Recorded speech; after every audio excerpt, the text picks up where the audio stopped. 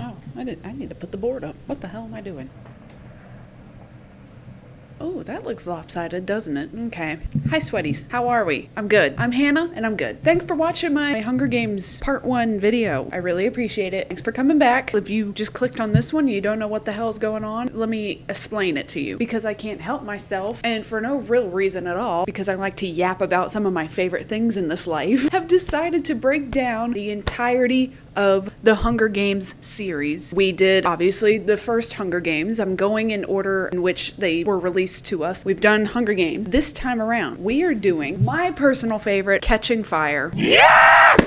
It's a lot, though. Got a lot to get through. If you are joining us, I mean, you can join in right here. If you don't know anything about the Hunger Games, you might want to go watch the first video but you know what? Who cares? I'm not going to tell you what to do. If you want to jump in at the second one and then go back, it doesn't matter to me. First of all, we've already covered what is the Hunger Games, what are we doing, why is this happening? We got it. More of it.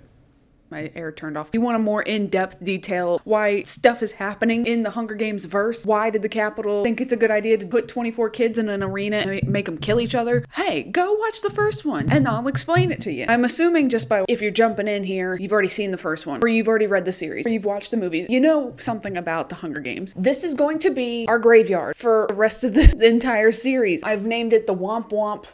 Whenever somebody dies, I usually like to go Womp Womp Womp. Anyway. I did change out pictures from the Catching Fire film because this is my favorite book. This is my favorite movie. The budget for the movie was here. Put all their eggs in one basket with this movie. The quality stepped up. So I think pretty much everybody except for the AVOX, the prep team, President Snow, everybody else got a new picture. What else do we need to say beforehand? Trigger warnings. I feel like you know what you're getting into. I feel silly saying trigger warnings, but there's going to be one person that's like, why didn't you say anything about this? I wasn't aware that this was going to happen. Bestie, why are you acting brand new? Okay, so this time around we've got killings. There's going to be a lot more killings. Blood, whips and chains. Maybe not chains. Prostitution, slightly, but it's mentioned. There's talk of suicide. Yeah, it's heavy shit. But where did we leave off with the last one, you may ask? That's a great question. And I'm going to tell you. Katniss, Peeta, they are the winners of the 74th Hunger Games. Woo! And they have created a love story within these games in order to save their asses by the guidance of their mentor, Haymitch, along with, she's an escort for the tributes.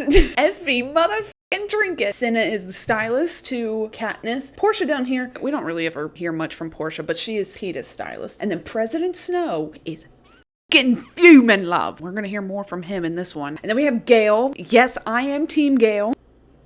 I don't want to hear it. I don't, babes. I don't. I'm not on. I get it. Peeta's a nice guy and all, but he's way too soft for me. I would be over it.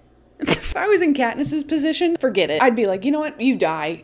And I think I'm maybe one of like 10 people in this world that feels that way. We got Prim. Prim is starting to take after her mother, helping to run the local apothecary in the Seam. The Seam is where Katniss is from in District 12. We've been through this, you know it. Again, what happened? They are the winners of the 74th Hunger Games. But this has never happened before. This has never happened in the history of the Hunger Games. There's never been 2 winners in one game. So what the hell do we do now? What happens now? The Capitol, President Snow, the game makers are pissed as at Katniss. The very end of the games, and the reason why we have 2 winners is because Katniss was willing to sacrifice herself, and also Peeta was willing to sacrifice himself in order for no one to win. Capitol would have been fucking destroyed by the citizens because they were all so invested in this love story. She said, you know what? We've got these berries, these nightlock berries. Why don't we just eat them both at the same time and we'll both die? We're about to do that. When they said, oh God, stop it!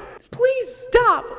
You both win. Hey, how about that? Here, damn. Basically the gist of where we left off in the first one. Let's go ahead and just jump into picking up and Catching Fire. I was going to explain to you how I'm going to film this. I don't think you guys would really care. Oh, well, that was something too. I appreciate you guys commenting that you wanted to see like the full unedited video. No, you don't. You think you do, but you don't. I promise you, it's annoying. I get so annoyed with myself. That's why it takes so long for me to edit through these videos. And it's a lot to edit through and work on and take notes on. That's a lot in itself. But what gets me is that I get so fucking frustrated listening to myself go, anyways, and then, that's all it is. I promise you, it's the most annoying shit you've ever heard. Miss Suzanne Collins, our Lord and Savior, breaks down each book into 3 parts. I'm gonna get through part 1 right now. I might have to take a break and then get into part 2. That is neither here nor there because you won't even know the difference. Okay, but let's just go ahead and get started. Part 1 is called The Spark. Get it? Because catching fire, and she's the girl on fire. Chapter 1, bitch. Buckle up. We meet Katniss again, and it's been about 5 or 6 months since the games. It doesn't pick up right away, and she is now sad girl hours. Pretty...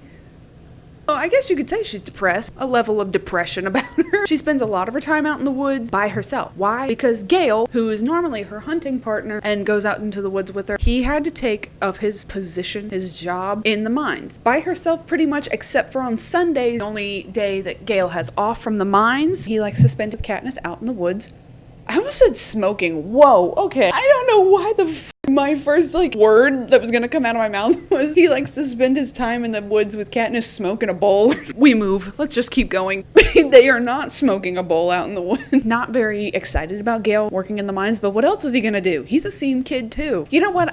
It's never pointed out. I don't think any women go down to the mines to work. Correct me if I'm wrong, but I think it's a man's job. I think every time that she's ever talked about the miners, I feel weird saying that. I feel like I'm talking about little kids, but coal miners, it's always in the tone of it being a man and a group of men. I don't know, but anyway, where was I? In the woods. She has been out there all night and she's watching the sunrise come up. And this day is one that she's not really looking forward to because this is going to start the victory tour. The victors go on a tour of all the districts. Usually start in District 12, but because the winners are from District 12, they're going to end where their home district is. But typically they'll start in 12 or the lowest numbered district and then work their way up to the capital, have a big old bash at the president's mansion, and then head back home and have their final party at their own district. That's what the victory tour is. That's what she said. She's just not really looking forward to it because this means that her and Peeta, who they have not talked hardly since we last saw them. Oh, that was another thing I forgot to mention. The love story. Where we left off, Katniss just broke Peeta's heart. He was all in. It was real for him. But in Katniss's mind, this was all for show. This was all for you. Are y'all streaming Ethel Cain right now? In her mind, it was all a part of the game, part of the show, just so they can get out. Well, not for him. He was all in, babe. Got blue-balled and was sad. One of the many reasons why she just doesn't want to go on this tour is because now she's got to pretend, again, to be in love with Peeta. Hold hands, smooch in front of everybody, and pretend like everything is hunky-dory. Who is hunky-dory? Oh, I just dropped my paper. Another reason she doesn't want to go is because it seems very inauthentic to her to go to these districts, tell families to their faces, sorry about your kid dying. Yeah, that was shitty. Anyway, well, thanks for having us. We're gonna go ahead and we're gonna get out of your hair. Okay, so see ya. What do you want us to say? Lipstick in my Valentine. I'm on a meme roll today. What am I doing? I need to calm down. Also, I would think that would feel kind of shitty because a lot of these tributes, most of them died in the bloodbath. All in there, all in the middle. We never knew their name except for Foxface. But everybody else, who are you? Showing up at their district to be like, hey, sorry about that. I don't know who you guys are, and I never knew that kid, but sorry he died. Guess what else has happened? Katniss, now being a victor, her and Peeta both moved into the Victor Village. Victor's Village? Yeah, it would be Victor's Village. Okay. And this is big, huge, giant, fat houses set aside for the victors of the games. And there's only 3 houses occupied. Katniss, Peeta, and Haymitch. I was gonna say, there should be a 4th one occupied, but if you remember me saying last time, there's a District 12 victor that is not spoken of. What does that mean? You're gonna have to come back in part 4. But she talks about how her mom, Prim, and her moved into their new house. It's actually Katniss's house. And technically, the old shack, the old house that she grew up in, is her mother and Prim's house, technically. So she says, if I were to drop dead right now, they get the boot. They gotta go back. But Katniss she ain't vibing with the new house. This is not her style. It is not her scene. When she comes back from hunting, she usually goes to her old house and changes her clothes. She hangs out there with the fire. That's where she likes to spend some time at. And also who's there is Prim's cat, Buttercup. I should have printed off a picture of Buttercup. Again, I brought it up in the last one. He doesn't do anything. He's just there in the opening scenes just so you know that she's got a cat that she really cares about. He is ugly as sin. She sees Buttercup there because he also does not like the new house. And she's like, this is probably the one thing that we can agree on because Katniss don't like that cat. She don't like that puss. She brought game, stuff that she killed in the woods, takes it to Gale's house, to his mother, Hazel. She's got 4 kids all together because, nope, wait. Yeah, 4. Gale's the oldest, obviously. He's got 2 other brothers. How did did my paper go all the way over here? Rory is 12, and he's about to go into his first games. But you know what I mean? He's going into the reaping. Who knows if he's going to be reaped or not? Vic, who's 10, and then a little sister named Posey, who's 4. Katniss drops off the food over there. She talks about maybe start to take Rory out into the woods and teach him how to hunt, and Hazel's like, yeah, that's a great idea because Gale doesn't have time now being in the mine on his days off. I think he really likes spending time with you in the woods.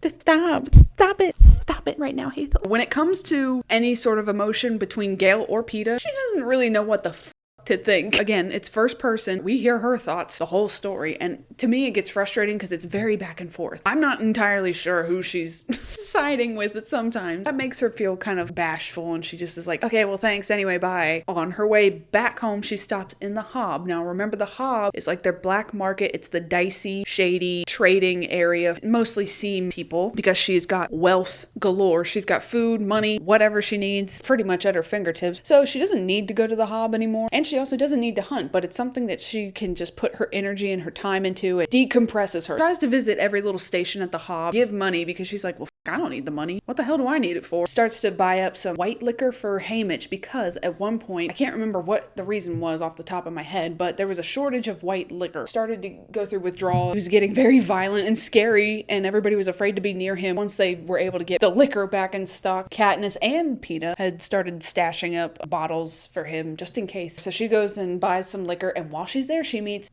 she knows him, head peacekeeper in District 12. His name is Cray, and he is also buying up some white liquor, and he kind of gives her a dirty look for buying the liquor, and he's like, that is way too strong for you, little girl. But she says it's not for her, it's for her mother with her medicines and whatnot. Kind of leave it at that and just go, what the is going on? She makes her way over to Greasy Say's. She makes up a bunch of food and stews. While she's eating, also talks to one of the peacekeepers that she actually likes. His name is Darius. They kind of cut up with one another. Honestly, they were kind of giving flirtatious vibes. Doesn't ever say anything about having any feelings towards him at all. In her eyes, it's very platonic. Maybe he had feelings for her. I don't know. We don't have his perspective. Jokes with her and says, don't you need to get all gussied up, ma'am? Your tour is starting. Because he knows that she is not about foo. Greasy Say says, isn't Gale gonna come by and see you? Katniss is like, well, he's not on the list to come by and see me, so I guess not. Greasy Say says, well, isn't he your cousin?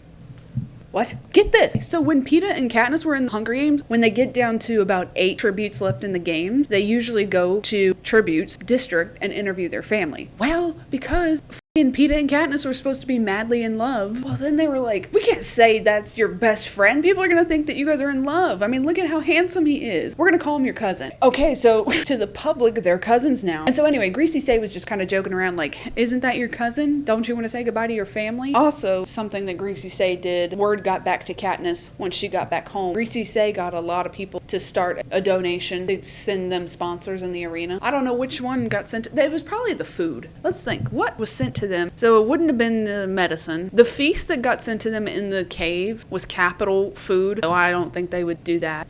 Soup. It could have been the soup. The broth for Peeta. It could have been. That's sweet. In the movies, they put little notes with the parachutes. That doesn't happen. Her kind of guesstimating why this certain gift is coming and who it could be from. Katniss is going back home, well, to her new home, and it's just starting to snow. But before she gets home, she stops at Haymitch's house because he's asked her to wake her up, start to get ready for the tour. He's got to go with him. He's passed out drunk. She tries waking him up, throws some water on him, and he starts with a knife. He sleeps with a knife, always. What the fuck? What? You told me to wake you up. If you wanted to be baby, you should have asked Peeta. Peeta walks in, and he's like, should have asked me what? What did you say about me? He brought some bread, baked goods from his family's bakery. This is where we see one of the very few interactions that Peeta and Katniss have had since the games. Again, it's been 5 or 6 months. The reason why they're doing the Victor tour this far out from the last games is to kind of break up the year and keep the Capitol involved, because you had the tour right after the games ended throughout the entire year. What are we gonna watch on TV? Where's my programs at? I gotta watch something. something. It's just to keep the crowd. So we're in the winter months right now because remember, reaping day is always on July 4th, according to Reddit. I still really haven't, I don't know who found that out unless Suzanne Collins answered it in an interview or something like that, because it's not, I have not found it in the books unless she had said it herself. We're in winter. It's getting cold. It's getting brisk and snowing. Play on words. Yes, you can look into it. He offers her some bread. You hungry or what? He doesn't say that. He's very cold towards Katniss, and she didn't really know what to say to him. She hasn't made any efforts to really show how sorry she is or explain herself further. She says, no, I already ate at the Hob. It's very awkward. It's just weird. She leaves and goes back to her house, taking off her shoes because her mom spent the whole day cleaning. Don't track any snow throughout my house. Reporters are coming. They might come in here and film this as she's taking her shoes off, her mom, and she's like, did you have a good walk? Was it a nice walk? Seems very kind of fidgety, a little off, and Katniss is like in her head, well, I didn't go on just a walk. She knows I go to the woods. It's a good thing she catches herself before she says anything, because she looks up and she sees Capital Man, so she catches herself just before she says anything. Oh yeah, the snow is really coming down out there. It's starting to get kind of dicey. Capital guy. He says, Miss Everdeen, will you come with me, please, into their study? Who is standing there? President Snow. Oh, shit. He's reading a book and he gives her a finger like, hold up a minute. I'm reading something really good. Hang on. Katniss starts to describe Snow because we really, other than her seeing him, the crowning after the games, she's never been up close, in close proximity when they did their opening ceremonies. But he was like way up high, way away. And she just like glanced at him like, hey, Whitey. Hey, mayonnaise. We didn't really get much of an interaction with President Snow, but now we do. And let me tell you, but it's gonna get kind of scary. President Snow is very intimidating. He's very much scary. She says that he looks very snake-like, very much like a snake. Oh my God, you're not ready. I feel like if I move or take my eyes off of him, he's gonna attack me. She's kind of confused, thinking, is this normal? I wonder if they just don't televise it, but does the president, does he go out to their houses before the victory tour starts and just kind of congratulate them and talk about shit? I don't know. No, this is not normal. And it's because she's still in trouble with the Capitol. Because remember what I said? She showed them up when she took out those berries and was going to have her and Peeta eat them and have no winner. She was going to rewrite their games for them. And that's not going to fly. She is in deep doo-doo. So he tells her, we're gonna save each other a whole lot of time if we just don't lie to each other and be completely honest. What do you think? Yeah, ditto. All right. I'm glad I wrote this down because I forgot about it. She notices his smile and says that he looks like he's had some filler. His smile looks weird. You're a weirdo. You're a weird man. He may have had some work done on his smile to make him look more appealing. She doesn't believe it helped at all and is expecting a snake-like grin. Isn't that how it always works though? Not to clock anybody that's gotten work done, because you do you. Hey, I'm all for it. I know there's like a big debate on whether or not to alter your appearance. What the hell do I care? I got veneers. I can't say nothing. I do feel like sometimes you gotta fix one thing to fix another. It starts a cycle sometimes, not everybody. So maybe that's what's happening with him. His lips altered to make him seem a little bit more appealing, but it didn't help. You look scarier. Snow says that some of his adversaries was telling him that Katniss would be very, hard to work with. And he's like, I don't think that's true at all. Is it? Because he knows he's got her in the palm of his hand, wanting to keep Peeta safe, keep her mother safe, Prim, and then he says, and your cousin, Gale, but he kind of lingers on it a little bit too long. And so she knows that he knows that is bullshit. They're not cousins, they're friends, but maybe more than friends. And how the hell does he know that? And then she starts thinking, are there spies everywhere? Are there cameras out in the woods? And even out in the woods, we've been careful. We haven't done anything. We've been hunting, which is illegal, so you might get me for that. But we've just been hunting, bestie. Unless you count the one time, and this is where she gets into a flashback. It was about 3 weeks after the games. There was a lot of hoopla around them when they got back to 12 celebrations. There was dinners with the higher ups, and then there was something called Parcel Day. There's one day out of every month that they get Parcel Day, which is what Katniss and Peeta won for their district. I wonder if they doubled it up. They've never had 2 winners, but they don't say, and I don't imagine that they would double everything up. But this brings more food and more treats to everybody in District 12. Now they get candy, they get canned meat, applesauce. It's not capital level food, but it's way better than what they were getting. Boiled water and mint leaves. Yeah, I think it's a step up. Hang on, I gotta wet my whistle.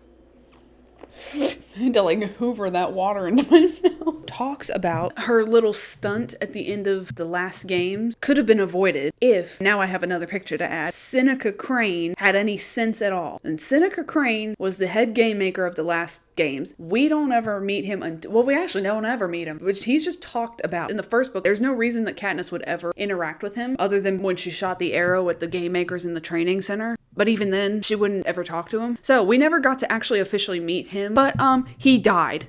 He has died. And the movie did it really well. It's never talked about in the book what happened to him specifically, other than he has been executed by President Snow's orders. And in the movie, at the end of it all, Katniss and Peeta were going to take their lives with nightlock berries. President Snow had peacekeepers go and get Seneca Crane. Go sit in this room and wait for somebody to come talk to you. And he's like, okay. In the middle of the room is a bowl of nightlock berries. And he goes to open the door's locked. There's no escaping. You either eat the berries and die, or you wait to die, or you K-word yourself. I mean, you're gonna K-word yourself anyway, but you know what I mean. Very much sadistic. Why? President Snow is fucking scary as hell. So, I'm actually gonna put Seneca Crane in our Womp Womp graveyard. Womp Womp Womp! Yeah, yeah, yeah! Snow brings up Seneca Crane. If he had any sense at all, he would have blown you to bits right then and there when you brought out those berries from your pocket. But he had a more sentimental attachment to this love story that he feels like he had a big part in playing. He didn't, because Peeta was the one that brought it up. So you're just writing the coattails of Peeta's story, sir. The reason why he's there, one of the reasons, is because people now in the district who saw her with the berries as an act of defiance against the Capitol, and now they're using that as a spark. That's why this is called the spark. It's given people a little sliver of that hope that he was talking about, at least in the movie. He doesn't mention it in the book. A little hope is effective, but a lot of hope is dangerous. That bit with her holding the berries, people saw that and they were like, wait, we can do that? What's stopping us from doing the same thing? We're not in the arena. We can do it on our side. What I'm saying is that there are talks of uprisings in the districts. Yes, there are some districts that are wanting to push back against the Capitol, against Snow and his administration. People have had it. Let me read from my notes to make sure I covered all my bases. There are some people in the districts who are not convinced by Katniss's love story and saw right through it. The moment in the arena with the berries gave them a glimpse into the possibility of pushing back against... I put against the arena, but I meant to put against the Capitol. Oh, shit. He asked Katniss, how is it that we could stop what could become an uprising? She's like, what the f*** do I know? I didn't mean to start a rebellion. He says something along the lines of like the whole system could be brought down. The system is fragile. And she's like, it must be very fragile if a couple of berries can bring it down. Slay, Katniss. Well, you better watch yourself, but slay. Katniss asks him, why don't you just go ahead and kill me? You can get rid of the problem here and now. Snow is like, you idiot. People would look at it and be like, well, see, we told you. Because it looks like they're trying to cover up something. No, we're not going to kill you right now. Her mother ends up bringing in a tray of cookies. And then President Snow, fake as hell, switches up his whole demeanor, acts all charming and nice. And as far as Katniss's mother goes, she's like, he's not that bad. It's never said how much Katniss has really told them about what was going on in the Capitol, the love story. They know, obviously, Gale's not her cousin and she really loves Gale. But to them, I don't know how much they believe her and Peeta's love story either. Because you know why? Their house is tapped. Everywhere they go, other than the woods, and maybe even in the woods, somebody is listening. Microphone somewhere. There's a camera probably somewhere too. It's very Big Brother. So even in her house, I can't tell them certain things, even here, because it could be reported back to the Capitol. That's when you need to get one of those like invisible ink journals or something. What did they do in National Treasure where they got the lemon juice and they were writing on the table? He picks up a cookie. He's like, oh, this is a pretty cookie. Did your mother make these? And she says, no, Peeta did. She can't look at him anymore. Remember I told you she was like keeping her eyes on him because he's like a snake. Well, now when she brings up Peeta, it's something so kind of precious and intimate to her. You know, she's confused about him. He's asking her how Peeta is, and she hasn't spent much time with him, so she kind of has to lie and be like, yeah, he's fine. He's totally fine. I wouldn't be here if I had any doubts about you and Peeta's love story. And then that gets into her and Gale. I got ahead of myself for a little bit because he brings up her cousin, and I got ahead of myself, but there was that one time getting into the parcel day and blah, blah, blah, blah, blah, celebrations, foo, go out hunting, have a little bit of her normal life back. And she was like, I don't even know if Gale's ever going to come out here with me ever again, because shoving a camera in his fucking face, he's working in the mines 12 hours a day, 6 days a week. He had to watch me and Peeta fall in love with one another in the arena. So he probably don't want to be here with me. He starts crying and bawling. And then she looks up and my man is there. Gale is there watching her and he's like, they spent the whole day hunting. I almost said they spent the whole day hugging. Out of nowhere, get this Gale kisses Katniss.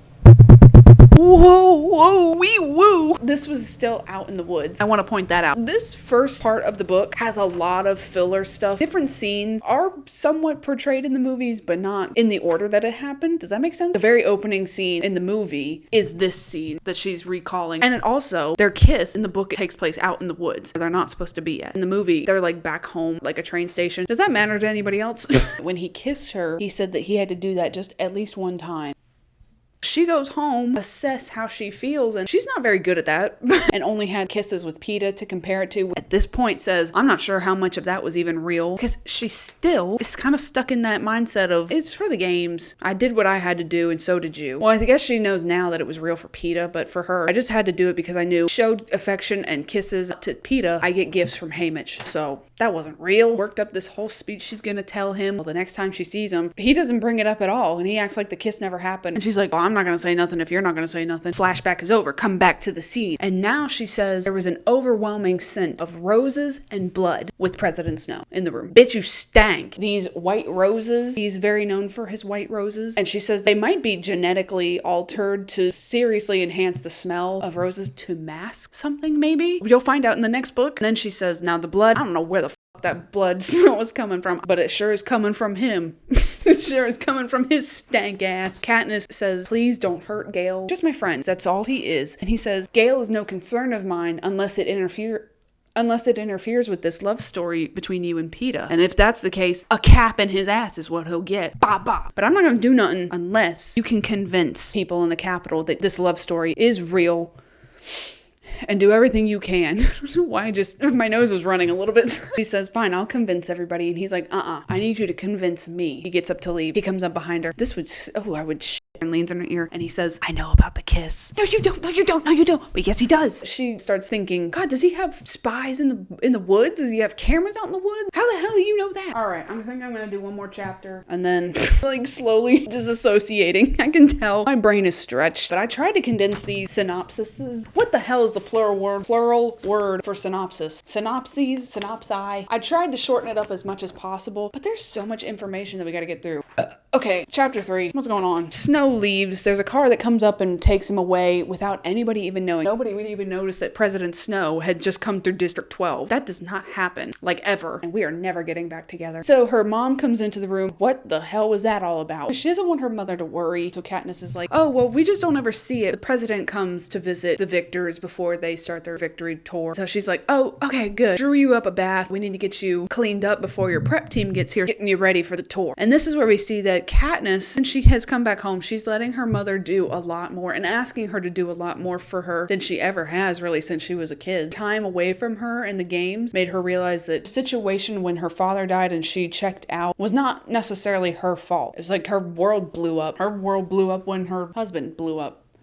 Did I slay or did I slay or is that cheesy? Gets in her bath and she starts sinking under the water. It makes her think of swimming in the lake father had shown her when she was a kid. Further away from their hunting ground, she doesn't even remember learning how to swim. She was that young. He would go around collecting plants and Katniss root. Katniss root, like an onion. But I would be fucking pissed if Katniss does sound kind of pretty, but when you find out it's an onion, although you know what? My favorite food is potatoes. So I guess if I was named like Russet or something, I guess I wouldn't be totally offended. And if it can save your life, father told her as long as she can find herself, she will never starve. You know what? I changed my mind. Okay. I remember seeing a meme when the series had first taken off that said something like, how would you feel if your name was something pretty like Primrose? And then you got Katniss. It was a very positive place for her. Happy, and she loved being there. This would have been before she ever would have been in any kind of reaping, so she didn't have that hanging over her, and life was fine for the most part. It was good enough for them. It just was a very happy time. She actually never even told Gale about it. I'm sure Gale has found the lake before. Woods can't be that big. Katniss has never taken him there with her because that was her and her dad's special spot, and also going there is very depressing for her. She doesn't enjoy it anymore. It just makes her sad. Then we get her prep team. We got Vinia, Flavius, and Octavia, and they start getting her ready for the victory tour. They tell her about how much they've missed her. They can't wait to have her back in the Capitol, and especially now that she's going to be a mentor, she's coming back every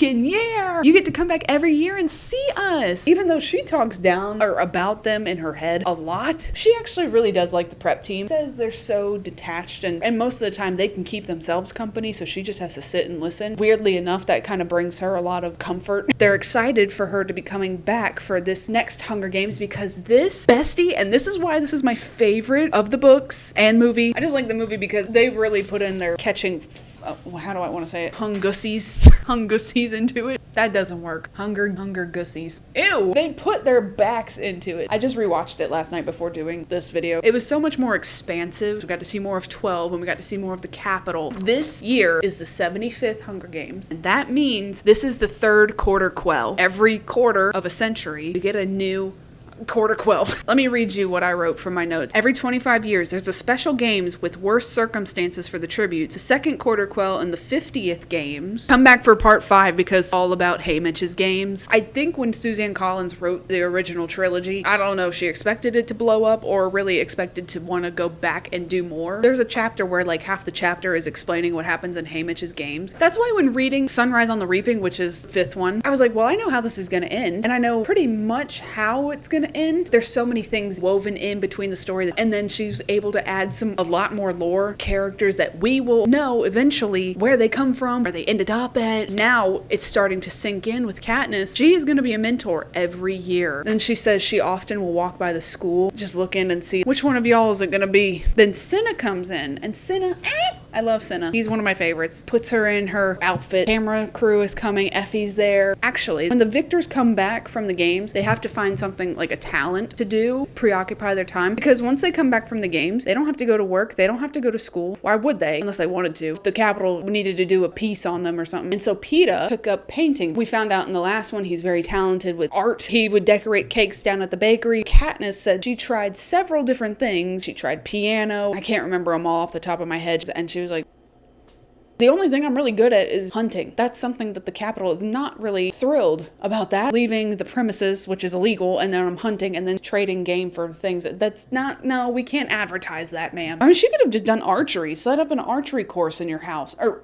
not in the house, don't do it in the house. And I don't know what Haymitch, hello, what's your talent? I don't know when this talent thing got enacted, but Haymitch gave up. Maybe once they turn 18, they don't really care what they do. There's one character that we're gonna meet. He won his games at 14, the youngest ever, so when he comes back, he's still a child. You gotta fill your days with doing something, boy. But the point is, could not find talent to really showcase, so Cinna was helping her throughout this whole 5 to 6 month period create a talent, which is just him creating a line of clothing, and she just has to be the face of it. And she's like, just tell me what to say, because I don't know anything about fashion, nor do I really care about it. He puts her in an outfit, he gives her some cards, they're gonna film her outfit, she's just gotta read the cards so people know that's what she's been up to. She sees Prim dressed up, a nice fancier dress, and this is one of the first times she has a flash of seeing Rue. Was her ally in the first games, and she died right in front of her, and she felt like it was partly her fault because it implied that they would both be there to protect each other, and she wasn't able to protect her. And she also reminds her a lot of Prim in the kitchen, dressed up all nice and fancy. It just, something triggers her, and she sees Rue dead with a spear in her chest. The games will never leave her. It's called post-traumatic stress disorder, Katniss. You may be experiencing PTSD. Thinks about telling Cinna what has just happened between her and Snow, but decides against it and thinks that maybe I should tell Haymitch first. He might have a better understanding of what to do, knows a lot more of how to play the game. Definitely not telling Gale, because if she told Gale, who knows what would even happen. You never know what he might do. Burn the Justice Hall down. Is it called the Justice Hall? I don't know why I'm asking you. I should know. Given how he had talked about uprisings before, Katniss would just kind of sit back and listen to him rant about wanting to fight back against the Capitol. So back to what she mentions, that her and Cinna were able to talk to one another, being in the Capitol working on the clothes she's gonna put her name on by talking on the phone. Her house has now come with a phone. Isn't that so nice? It mentions it's kind of ironic that they have a phone in District 12 because it would never get any use because nobody else in 12 has got a phone. The only other person would be Peeta, and she's like, I ain't calling him. Haymitch had a phone, but he ripped it out of the wall. The only other person that would have a phone she would call would be Madge, but if that's the case, I'm just going over there to talk with her. You know what I was saying in the last one? I stand by it. I think Madge might be gay. This is just me. When I finish a chapter, I'll just sit there and be like,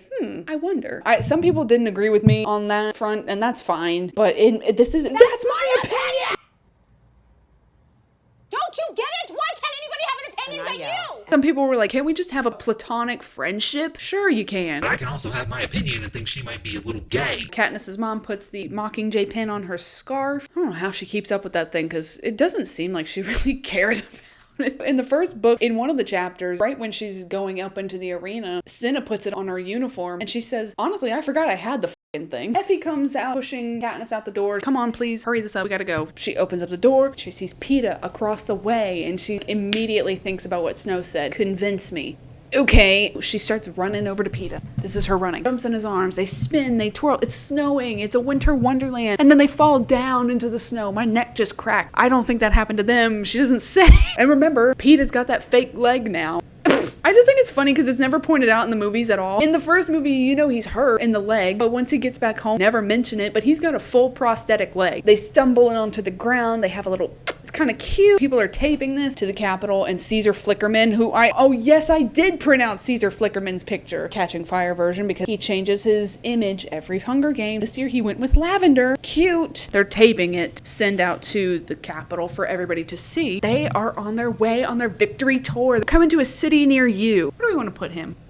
They call cut. Peeta and Katniss kind of look at each other like, and then she says everything happens in a flash very quickly. They hardly get any goodbyes to their family. Whisked away onto the train. Katniss gets word to Haymitch, I really need to and talk to you. I'm not here. Wait until the train stops somewhere to get fuel. Go out on the platform. Tell the guard, like, give us a second, please. And this is where Katniss tells Haymitch what President Snow has said to her. And he's like, She's begging him, I just need to get through this trip and then we can go back to what we were doing before. Help me through this. And Haymitch is like, bitch, wake up. This is never gonna end. You and Peeta are in this forever. Every year they're gonna bring this up of your love story. Every single fucking year. Giving her a reality check. She thinks how in a couple of years her mother and Prim will have to leave her and she will have to live on her own. I guess she could invite them to stay with her. I don't know if there's a rule against that. It's implied that once you turn 18, that's gonna be her house in the Victor's Village, and her mom and Prim need to go back to the scene. Like right now we can get by with me not having to live with Peeta because I think she's still 16 at this point. Not gonna move in with Peeta. My mom said so. My mommy said I can't. My mom said that I can't stay over tonight. But if you ask my mom, she's like, I'm good for a year and a half, but then when I turn 18, what's stopping me and Peeta from getting married? She brings up marriage. I mean, what else is gonna happen? We can't go for the rest of our lives just being boyfriend and girlfriend. I guess we're getting married. When I was reading it, I was like, I don't even know if divorce is a thing in Pan Am. I don't know how they feel about divorce. Divorce, babe. Divorce. I was thinking, you know, they get married, go out throughout their lives for the next couple of years, and then they were just like, we're done. Sorry, it didn't work out between us. It would just cause more of an uprising. People that already don't believe the love story would be like, see, we told you. To hell with the Capitol. The man. And Peeta is none the wiser at this point. He doesn't know shit. Alright, I only got up to chapter 4. And I've been recording for nearly 2 hours. I'm hurting. My back hurts. My neck's crack-a-lacking. Hang on. I will be back. For continuity reasons, I feel like I should point it out that I'm gonna cut the clip. I'll see you in a second. Ready, aim, fire. Bow. Yes, I'm back. It's another day. It's actually been like 3 days, but just jump back into this story, guys. Also, can I just point out that getting ready to film this, I was doing my makeup and I was thinking of ship names Katniss would have with Gale and Peeta. Because I don't really remember what the ship names officially were on Tumblr or anything like that. Excuse me. And it's probably Kale and Penis. So we got Penis over here. Penis is going on the victory tour. In chapter 4, Katniss and Haymitch, they're talking about what Snow has asked Katniss to do. Keep the districts in check. Mind your in manners, girlfriend, that you and Peeta are in love, so everybody will stay chill. He thinks anything suspicious is happening. Walking back to her room, and he tells her, you could do a lot worse than Peeta. Given your options, at least he's not a total douche. He's not a dick, so you got a pretty good one. I'll admit, even though I'm not a Peeta girl, penis isn't that bad. Oh, you guys. Ants. No, I've got an ant. Damn it. She goes back to her room, tries to go to sleep, but she can't. She's like, what are my other options? I could kill myself, commit the suey, chop suey. I could run away, fallback plan that me and Gale had thought of. I mean, I don't know where else we could go with the storyline other than getting married. President Snow, I wonder if he's gonna want us to have kids. And then those kids will end up in the games because Gale would always conspirize? How would you say it? Whatever. Gale would always say, because it has happened, victors have children that end up going to the games. He believes that it's rigged. That would be a show, wouldn't it? She's kind of sworn off ever having kids. As long as the games are around, I'm not having kids. I'm not subjecting them to that. But now she's thinking, well, if this is how it's got to be with me and PETA forever and always, what if President Snow is still not convinced just by our marriage, and he says, time to crank him out, push out them puppies, Katniss. Effie wakes her up to get ready with her prep team. I don't know if anybody will care about this part of the book, but I kind of thought it was interesting because it leads into what I was saying in the last video. They're waxing everything off of her, ripping her hair out. She mentions that she really liked having her leg hair because it made her think, okay, well, I'm not in the games anymore. I don't have to be prim and proper, a real lady. She points out that the boys are young men, none of them grew beards in the arena. They got to keep all of their hair. 16, 17, 18. None of them were growing any body hair or like facial hair. So what's up with that? Kind of like what I was saying in the last one. Still have not had my question answered, Miss Suzanne Collins. What do they do for whoever has a uterus? What do you do for them are on their period? Like I said, hey, IBS girlies. Or what if you're diabetic? They have diabetes in the Hunger Games.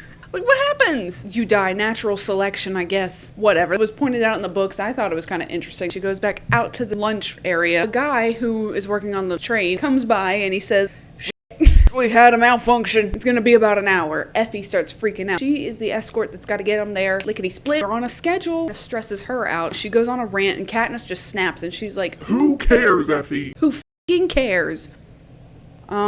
Okay. Katniss, she's tired. She didn't sleep. She's upset about the possibility of having to have kids, maybe. Like, she's created a scenario in her mind. She's weighing on her. She snaps a little bit at Effie. She goes outside and sits on a platform. She thinks Haymitch is coming up behind her, so she's like, I'm gonna apologize later, but leave me the hell alone. It's PETA. He apologizes to her for being jealous of Gale, because he says that started way before the game. It wasn't your fault at all. Okay, PETA, you get points. I still don't like you.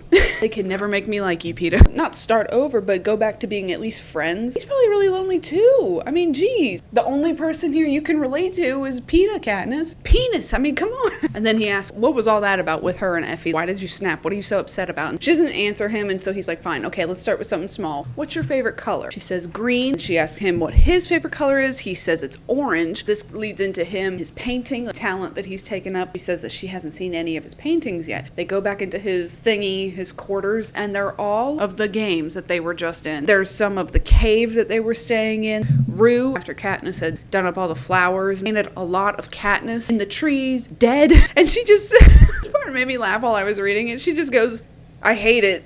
Thanks, I hate it. At least she's honest. They're done well, good job, but I don't like looking at them. But then he explains that this is what he sees when he goes to sleep. It's just his way of expressing himself. I understand. I have my nightmares too, and her normal nightmare about her father blowing up in the mines. The lesser of evils when it comes to her nightmares envisions everything in the arena in her mind. She agrees with herself not to tell PETA going on with Snow just yet. I don't know how long she thought she was going to keep it from him. They are on the move to District 11. Oh, the last time I was dropping thumbtacks like crazy. Let's see how many papers I'm gonna drop. So far, that's the third time I've dropped my paper. District 11 is the biggest district in all of Pan Am. It's agriculture too. Fields span the land as far as the eye can see. Housing. It's worse than 12. It's about seam grade housing, cooped up on top of each other. And then Katniss notes that the wall surrounding District 11 is fucking huge. Okay, it's massive. Way more industrial militarian. District 12 just has that rinky-dink little chain-link fence that sometimes is electrified. The way that Rue described District 11 being a lot more strict, straight-laced. Put into the back of a van. Effie's really disappointed because she's like, what the fuck is this shit? Where is our parade? Where is the excitement? On their way to the Hall of... No, I want to keep saying the Hall of Justice. That's not what it's called. Justice Building. Going over the cards from the Capitol. Pre-written speeches. We're encouraged to think of maybe a sentimental piece to say to Rue and Thresh's family. Rue and Thresh are the ones that come from District 11 that doyed. These two right here. They've had plenty of time to come up with their own speeches if they wanted to. You don't have to. Katniss says that she tried to write speeches, but nothing would come out. PETA, the natural-born frontman, honestly. It just seems easy for him to get up on a stage and talk to a big crowd of people. Knows how to play it up and be on camera. Katniss reads her. It's not her own words, so it seems very robotic. They get a plaque and they get flowers from the district. When they're wrapping it up, PETA goes up to the mic off script and he says, we would like to go ahead and donate. What are they? Hang on. Offers both the grieving families of Thresh and Rue 1 month every year of his and Katniss's winnings. The crowd goes mild. Clapping it up, Katniss turns and she clocks eyes with one of Rue's sisters. Her sister kind of gives her a look like, just registers in Katniss's mind. You know what? I gotta say something. You know what? I'm gonna be the one to say something. She needs to say something, especially to Rue's family. Covering her in the flowers, memorializing her, was for nothing. Because who were you doing that for, other than yourself? She was doing it for District 11, her family, Rue a good send-off to, and you don't acknowledge your own personal feelings. Noted. Okay, noted. She talks to Thresh's family, which is his grandmother, and we guess it's a sister. Never met Thresh, and he could have killed me. He spared my life. I'll never be able to thank him for that. And he never played the games by anybody else's way except his own. For that, he'll always have my respect. Sorry about the loss. And then she turns over to Rue's family. We were allies. I could see my sister in her. I see her now in the flowers by my house. I hear her whenever I think of a Mockingjay. She doesn't say it, but you know, she's having flashbacks of seeing Rue's dead body. She saw Rue with a spear in her chest. She doesn't say that to them. That's not for them to unpack. Rue is ever present in her mind. Thanks the people of District 11 sending her the bread in the arena. When she does that, there is an older man, and he does a little whistle, you know. Hang on. Everybody starts their 3 fingers on their left hand, kisses it, raises it up to Katniss, and that's their symbol of respect formed in the rebellion back, 75 years ago. All that shit was going on. Kind of a slap in the face to the Capitol. It's kind of frowned upon. They're ushered off the stage. She turns around. When she looks up, she sees the old man is being hauled onto the stage, kneels down. Bah! They shot him in the back of the head. Are you kidding? Oh! They killed him! Back inside the Justice Building. Mitch, Effie, and Senna, they didn't see anything, heard it. Effie's like, what was that? What was that? 2 more shots are fired. Shit is going down. Oh, God! Them doing the symbol, the complete fucking opposite of what Snow was asking Katniss to do. We're trying to decrease the possibility of uprisings taking place while Haymitch takes Katniss and Peeta. They go all throughout the Justice Building. They think it's bugs, so they go through so many rooms before they even start talking. Haymitch and Katniss tell Peeta what the hell is going on. He gets angry as hell. He starts throwing shit, yelling at both of them. You guys coming up with a plan and not telling me about it needs to stop. This affects me. Why am I not being informed? Haymitch says the reason why they didn't tell him was because he's a natural handling the crowd. He's obviously in love with Katniss, and they didn't want to make it a hindrance on him, affect how he goes about expressing his love. Katniss also told Peeta that the kiss between Gale and her happened, and President Snow is threatening to kill Gale. And he says this hasn't just started with what Snow has told Katniss. This goes all the way back to the arena babes. He lets Haymitch have it just a little bit. You sent Katniss all kinds of gifts in the arena. Where was mine? I didn't get shit until I was with Katniss. Well, now look, I've promised Rue and Thresh's family some of our winnings. That's never been done before. Promising winnings to another district. I don't know if you can even really do that. What does that say? If we're funding them, and now they might just kill their families. Haymitch says, you're right, from here on out, you're going to be involved in everything we ever talk about. They rewatched the broadcast of them in District 11. It was heavily edited and cut out a lot of what they said in their speeches. Of course, it was cut out of the Peacekeepers shooting the old man. They don't want that on TV. They go throughout their tour. Really speed up the tour. They don't really spend too much time lingering on it. Go from district to district. They make their speeches. They just use the cards that the Capitol has printed off for them. They start to notice in certain districts are very much upset. 8, 4, and 3. She notices they all start to chant her and Peeta's names. That penis, penis. Oh, you guys must have really enjoyed the games. No. They're chanting in anger. They are revved up. And they think Katniss and Peeta are just a bunch of phonies saying words printed out on a card. Tell us what you really think. This is not you. This ain't you. Look at me. This is not you. Finds that District 2 and District 1 particularly difficult to go to because if Peeta and Katniss didn't win, it was down to District 2 and District 12. Kata was the last one to die at the hand of Katniss and Peeta, but Katniss. Clove was killed because Katniss and her got into a fight and Thresh came up behind her and snapped her head into the ground. Also, Katniss killed Glimmer with the tracker jackers and also shot Marvel in the chest after he killed Rue. So yeah. Senna has to take in a lot of her outfits. She's not sleeping. She's not eating. This tour is stressing her the out. Effie tries to give her some sleeping pills, but they don't really work. She starts waking up screaming again. Peeta, who also is not sleeping, comes in and comforts her, and then she asks him to stay with her and sleep with her. Starts a little gossip mill on the train. Katniss is secretly like, I hope word gets back to Snow about this because maybe then he'll lay off. Well, they made it all the way back to the Capitol. And this is where Katniss brings up marrying Peeta. And she's like, look, eventually we'll get to this point, so why don't we just go ahead and get married? Peeta, I don't know, it's very confusing. He seems almost defeated. And in my interpretation, I get to marry you, but I know you're not into this. You don't feel the same way that I do. And you're only doing this because it's an ultimatum. He agrees. The next day they go out for their big end of did the tour interview with Caesar Flickerman. This is where Peeta gets down on one knee. I'm not doing that. I can't squat. And he begs Katniss to marry him. What is wrong with me? We're having a capital wedding. Guess who shows up? President Snow. He gives Peeta a handshake, Katniss a hug. When he pulls back from her, she lifts her eyebrows up. Is it working? Are you convinced? And he gives a very subtle no. What does she have to do? What more can we do? Tragic. They're putting on the fakest smiles. Camera's cut. Everybody goes home. She decides, okay, I've made up my mind. When I get back home, I'm getting everybody, Peeta, my mom, Prim, all the Hawthorns, Haymitch if he wants to, and we're running away. I've already made it up in my mind. Getting married is not even enough to convince him. I'm leaving. I am leaving! And you can't stop me! I am packing my bags. I'm packing my bags. That's one of those videos that I can weirdly quote word for word. Do you want me to do it? I can do the whole King Curtis video. It's that and the fight between Kelly and Abby on Dance Moms. I could do the whole thing. I didn't ding that. Listen. We're going to the president's mansion. Yay. President's mansion is very Great Gatsby level, flamboyant, bougie. There's more food that they've ever seen in their lives. Because Katniss is like, I want to try everything. I'm so hungry. And the food here does slap. I'll give them that. Her and Peeta, they stick together, even though people are bombarding them, getting all up in their grill. Also, while they're being bombarded, Katniss notices her Mockingjay symbol, her pin, has been mimicked on a lot of clothing. Like she sees it on belt buckles, embroidered on clothes, and even tattooed in intimate spots. She's like, damn, am I that big of a deal? Okay, we're only gonna take one bite of each thing. That way we can try everything. But that doesn't last long. They start scarfing down all the soups and the breads and blah blah and blah blah. But they get to the point where like, I'm gonna puke if I have any more. Well, their prep team, one of them, I don't know which one, and they're like, just try this, the little clear vial of something. Peeta goes to drink it and they're like, stop, ew, gross, stop. You go to the bathroom, have some decorum, please, that's gross. Peeta's like, what are you talking about? And they say, well, it makes you sick, so that way you throw everything up so you can put more back in. How else are you gonna try everything here?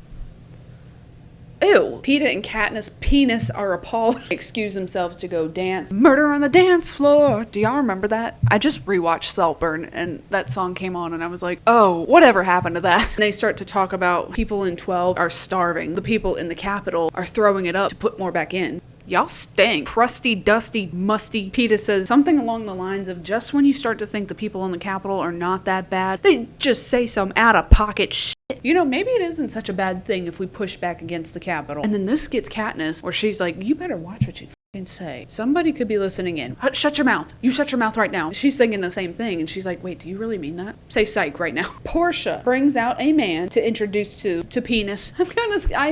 I'm sorry. This man, Plutarch Heavensby. Plutarch is now the new head game maker. He is taking Seneca Crane's old position. Plutarch asks Peeta if he can have a dance with Katniss. And oh my god, that really got me. Ooh, my poor little printer, she is running out of ink. Oh, while they're dancing, he's like, you don't remember me? And she's like, no, I was the one that slipped into the punch bowl after you shot the arrow at the game makers last year. I was there. And she's like, oh, sorry. Hey, sorry about that. My bad. She congratulates him on making head game maker and taking Seneca Crane's old spot. And he says, yeah, well, it really wasn't that hard because not many people wanted the job. This also kind of answered my question that I had in the last video I made. I had asked the question, how far in advance arenas were made. This kind of answered it partially. Plutarch says that he actually really wanted the position, a plan for the quarter Quell for quite some time, and they really wanted to see it through, and he really wanted to be the one in charge of this particular Hunger Games, to have the say-so in what's going to happen in this arena. And he says, arenas aren't built overnight. This has been in the works for years. So it kind of partially answered my question, but it's for the quarter Quell. I just meant like in general, how far in advance is one arena already thought up of? He says, I actually have a meeting tonight at midnight about the arena. So I gotta hurry up and head out. And he pulls out a pocket watch. He shows her the face of the pocket watch. And for a split second, she sees a Mockingjay appear, but it goes away. And he kind of gives her a look like,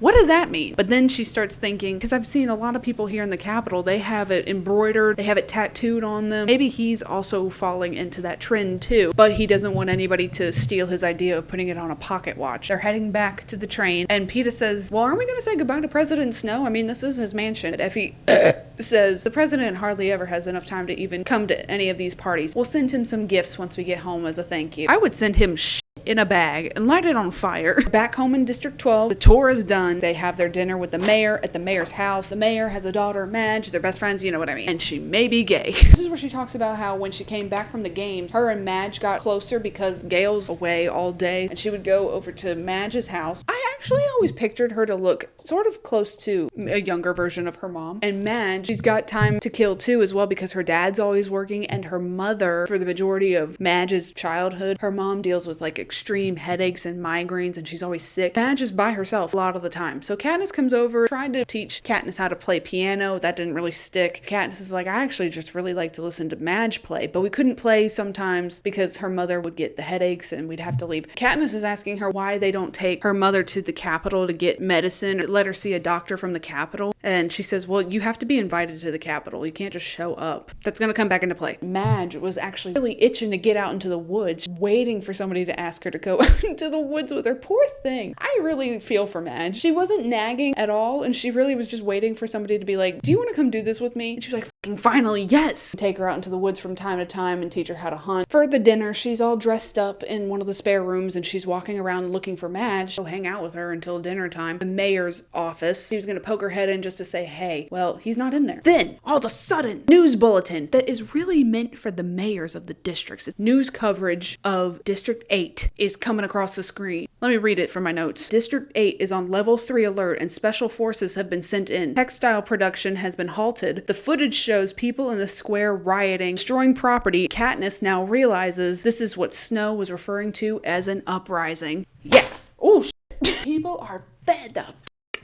She passes the mayor on the way out and she's like, oh, finds Madge. Katniss tells Madge how her pin that she gave her is making quite a name for itself. The symbol is everywhere in the Capitol. She thinks it's kind of ironic that a mockingjay is now becoming a fashion trend and something that people in the Capitol are wearing. Remember me telling you the story? Mockingjays are mutts, the mutations, things that the Capitol has created. The Capitol created jabberjays, genetically mutated birds, go out to the districts, record information in hopes of finding people that were plotting a rebellion. They would come back, listen to the tape, whatever. The birds are listening in. Birds are not real. They're recording everything. People found out. I want to know what some of the messages were because I can imagine some of them were like, eat shit and die. So then the Capitol was like, well, shit, that didn't work. Let them all go. Jabberjays mated with the mockingbirds all over Pan Am, thus creating mockingjays. It was an accident. They didn't mean for that to happen. But now mockingjays have populated some of the districts. Katniss is pointing out the irony. It is kind of a slap in the face of the Capitol. Their failed mutation, the jabberjays turning into the mockingjay. It's like, you can't control us. You may think you can, but you can't. Madge tells her the story, though, about how she got it. She got it from an aunt called Maisie. Maisie and Haymitch were two of the tributes that went into the 50th Hunger Games.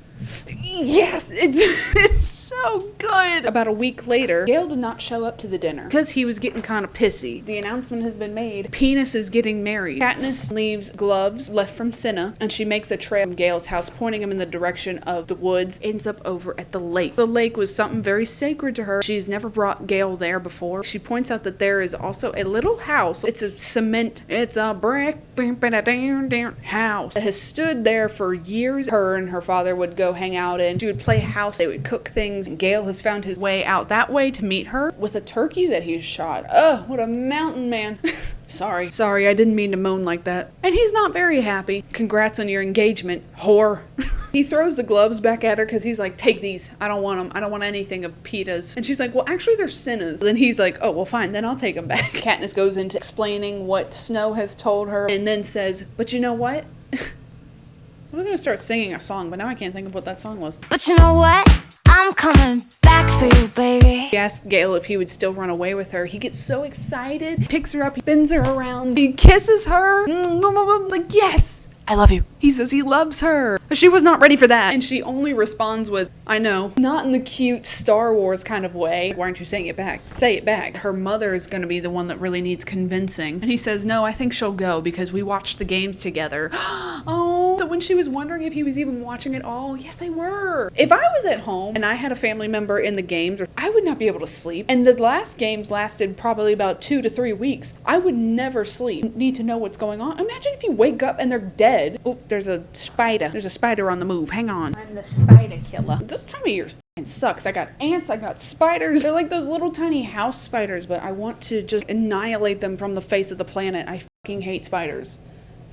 but I don't have a chair tall enough to reach the ceiling. I can't get it. That's not your problem. Sorry. She mentions also needing to convince Hamish to go. And Gale is like, why would we bring him? I can't leave him. And I can't leave PETA either. This completely flips the script for Gale. And he's like, nope, I'm not going. That's it, I'm not going. Telling him what she saw on the mayor's television about the uprising. He's like, oh, it's starting. There has been talk in the mines about pushing back too. But now he has no interest in leaving anymore and actually wants to stay and fight back. He tells Katniss, you are not the problem here. We can use you as our voice. You've given people hope. And then he throws the gloves back at her and he says, I don't want anything made by the Capitol. Well, there's a double meaning to this. In general, the gloves being made in the Capitol. Throwing them at Katniss and he's like, I actually don't want you because now this you has been made in the Capitol and I don't want it.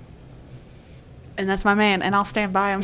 Look at the screen. I don't agree with that. I'm sure I've done things that Gale wouldn't agree with. Gale leaves. Katniss stays back just a little bit longer. Hours later, she heads back into town, and she sees PETA leaving the Victor's village. Motherfucker. Are you going to your parents? Like, yeah, I promised them I'd have dinner with them. And she's like, oh, okay. I'll walk with you. Hey, would you ever leave District 12? Would you be willing to dip with me soon? And he says, is it just you and me? Is it you, me, Hamish? Is it Gale? She says, yeah, I'd bring him too. Peeta's like, I wouldn't love it, but sure. I get it. I know. I can hear you all rolling your eyes. Be ready because it could happen at any time. Out of nowhere, they hear some weird noise. It sounds like a dying animal. Go running into the square. Peeta sees it before Katniss does. You need to leave to Katniss. Do not go out there. She's like, what? So she starts pushing through people. Everybody in the crowd turns around and is like, girl, you are going to get him killed. What are they talking about? What's going on? She gets out into the square. She sees Gale. His hands are up on like a post. His shirt torn off. Bare back exposed. He is getting whipped across the back. The turkey that he caught is nailed up to the top of the post above his head. Somebody in a peacekeeper's uniform, the head peacekeeper's uniform, but it's not Cray. It's a new head peacekeeper. Katniss runs out there, puts her hands up, and she's like, stop it. The new head peacekeeper, he hits her across the face, cuts her face. Hamish comes out there. Both of you stop. Then he's really focusing on the head game maker. Tells him to chill out because you just busted up her face the eve of her photo shoot for her wedding dresses. President Snow is not going to be thrilled when he hears about you beating her up. The peacekeeper, he's like, well, she shouldn't have interfered. This is a civil duty. Interfering with punishment of a confessed criminal. She looks over and she sees Darius. You know, the other peacekeeper that I had mentioned earlier, knocked out or his head is busted open. Some of the original District 12 peacekeepers are standing back watching this whole thing happen. One of them chimes in, I think Gale has had enough, sir. New peacekeeper's like, fine, but if I see him trying to trade any illegal substances, as in the turkey, he is going to meet his maker. Anyway, they let him go. Coal miner buddies come out and try and help, moving and grooving down to Katniss's house. The coal miner buddies are talking. The new head peacekeeper, his name is,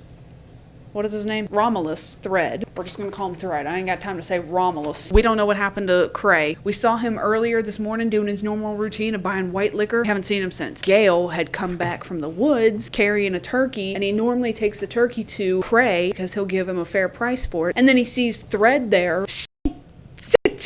What are you doing with that turkey? And then he tried to spin the story that the turkey wandered through the fence and I got him that way. He wasn't born yesterday. Gale, Darius, he had come up when Thread was at like 30 lashes in. I think that's enough, sir. Thread was like, oh, you too? Bah, bah, bah, bah. Their mom goes into in the zone. Prim is also following along in her footsteps. Hamish tells him that it's a new head peacekeeper. He busted up Katniss's eye. Hazel shows up and starts to sit with Gale. Asks if her mother is going to be able to save him because Gale is looking not good. He had like 40 lashes. Katniss compares her one gash on her eye and she's like, if it hurts this bad, I can't imagine what 40 feels like. So you need to load him up with the good shit. Her mom is telling her, no, I can't do that. She's got her own thing going on. Katniss, you don't know what's going on. This isn't your environment. You need to shut up. Frustrated and angry, she's got so much on her shoulders, and she starts mouthing off to her mom. Mouthing the off. Hamish and PETA take her out of the room, and PETA tells Hamish about Katniss's plan to up and leave, and Hamish is like, bitch, I don't even want to think about that right now. Shut up. Her mother comes in there to dress her wounds. Hamish tells her mother what's going on in District 8, and she says, is it happening again? Huh? oh, it's happening again like before. And he says, I think so, like the rebellion. Now, this is where we get some backstory on that other head peacekeeper, Cray. Nasty, crusty felon, disgusting. Actually, I don't remember if I wrote it down of what happens to Cray. I think Thread just showed up and was like, you're being demoted.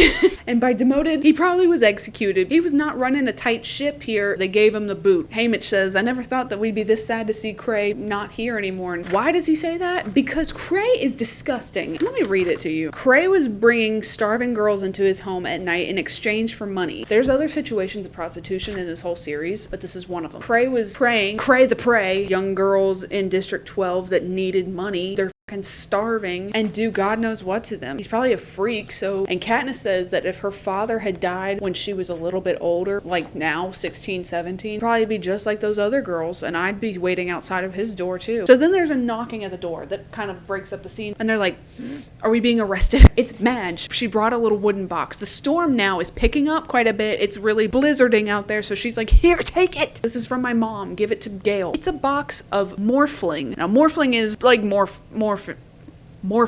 It's very powerful drugs, and a lot of people get addicted to this shit. Her mom was using the morphling to help suppress her headaches. It comes from the Capitol. I should note that. It comes straight from the Capitol. She gives it to Gale. It immediately works and calms him down. Okay, this was kind of tea. Peeta says something like, I didn't even know Madge knew Gale. Katniss, really defensive and jealous, and she's like, well, yeah, we used to give her dad strawberries. It's not that serious. Haymitch says they must be some strawberries. They're hinting at Gale and Madge having some sort of a relationship. This makes Katniss hot. Jealous. I don't think that they ever would have a relationship, but the thought of it happening makes my blood boil. Because you love that boy. You love him. And you guys are Team Quell. Down with penis. Her mom and Prim go upstairs. Hazel has to get back to the other kids. So it's just her and Gale. She just tells herself, yeah, I do love Gale. This is what I mean. She's so fucking back and forth. Because right now, in this moment, she loves Gale. We get about 10 chapters down the road. I love Peeta now. So she gives a little... And he opens his eyes and looks, and he's like, what are you doing here? He thought that she would have left by now, and she's like, no, I'm not going anywhere. Okay, good. He passes out. Aww. Peeta comes into the house the next morning and wakes Katniss up, and he sees that her and Gale, they're lying close together, and he's like, hey, Katniss, why don't you go upstairs and go to sleep? Not very thrilled to see her next to Gale like that. She's having more nightmares. She wakes up and starts going through the probable outcome of her and everybody running away. Comes to the conclusion that that's probably not for the best. And Gale is right. We need to stick here. If people are willing to fight back, we might as well join in. If people could rise up with them, they can form an uprising. All they need is a spark. And she also needs to stay for Prim. And this is where she starts to realize that in the last year, Prim, she's only 13, has grown up so fast. And she has seen a lot more shit than Katniss has ever seen in her 16, 17 years of life. Prim has been there on the sidelines watching it all. She starts thinking about Rue. If she left and it most likely fizzled out, went back to being how it normally was, then Rue's death was just another one to add to the list. Her and Peeta and Haymitch go walking into the square. They need to sort some shit out. We're not leaving. Forget about it. We're staying here. But we are going to start an uprising. So yeah, let's just go ahead and schedule that uprising. 8 o'clock Tuesday. Haymitch kind of just rolls his eyes and he's like, yeah, all right. Anyways, so the real plan is that get cracking on this wedding stuff for the Capitol, do the little junkets for the TV uprisings. Yeah, right. And Effie actually asked if Haymitch would be the one to give Katniss away. This is so sweet because we're going to be really in our feels during Sunrise on the Reaping. If you've read the book, the last little bit, if you know what I'm talking about, that makes any interaction with Haymitch and Katniss makes me really like, oh. They kind of just stop the conversation. They go to the square. The square has transformed by the orders of Thread. They've got a new whipping post installed. Stocks. You know, the things where you put your head through and put your arms through. What is this? Medieval times? The gallows. And then the hob blows up.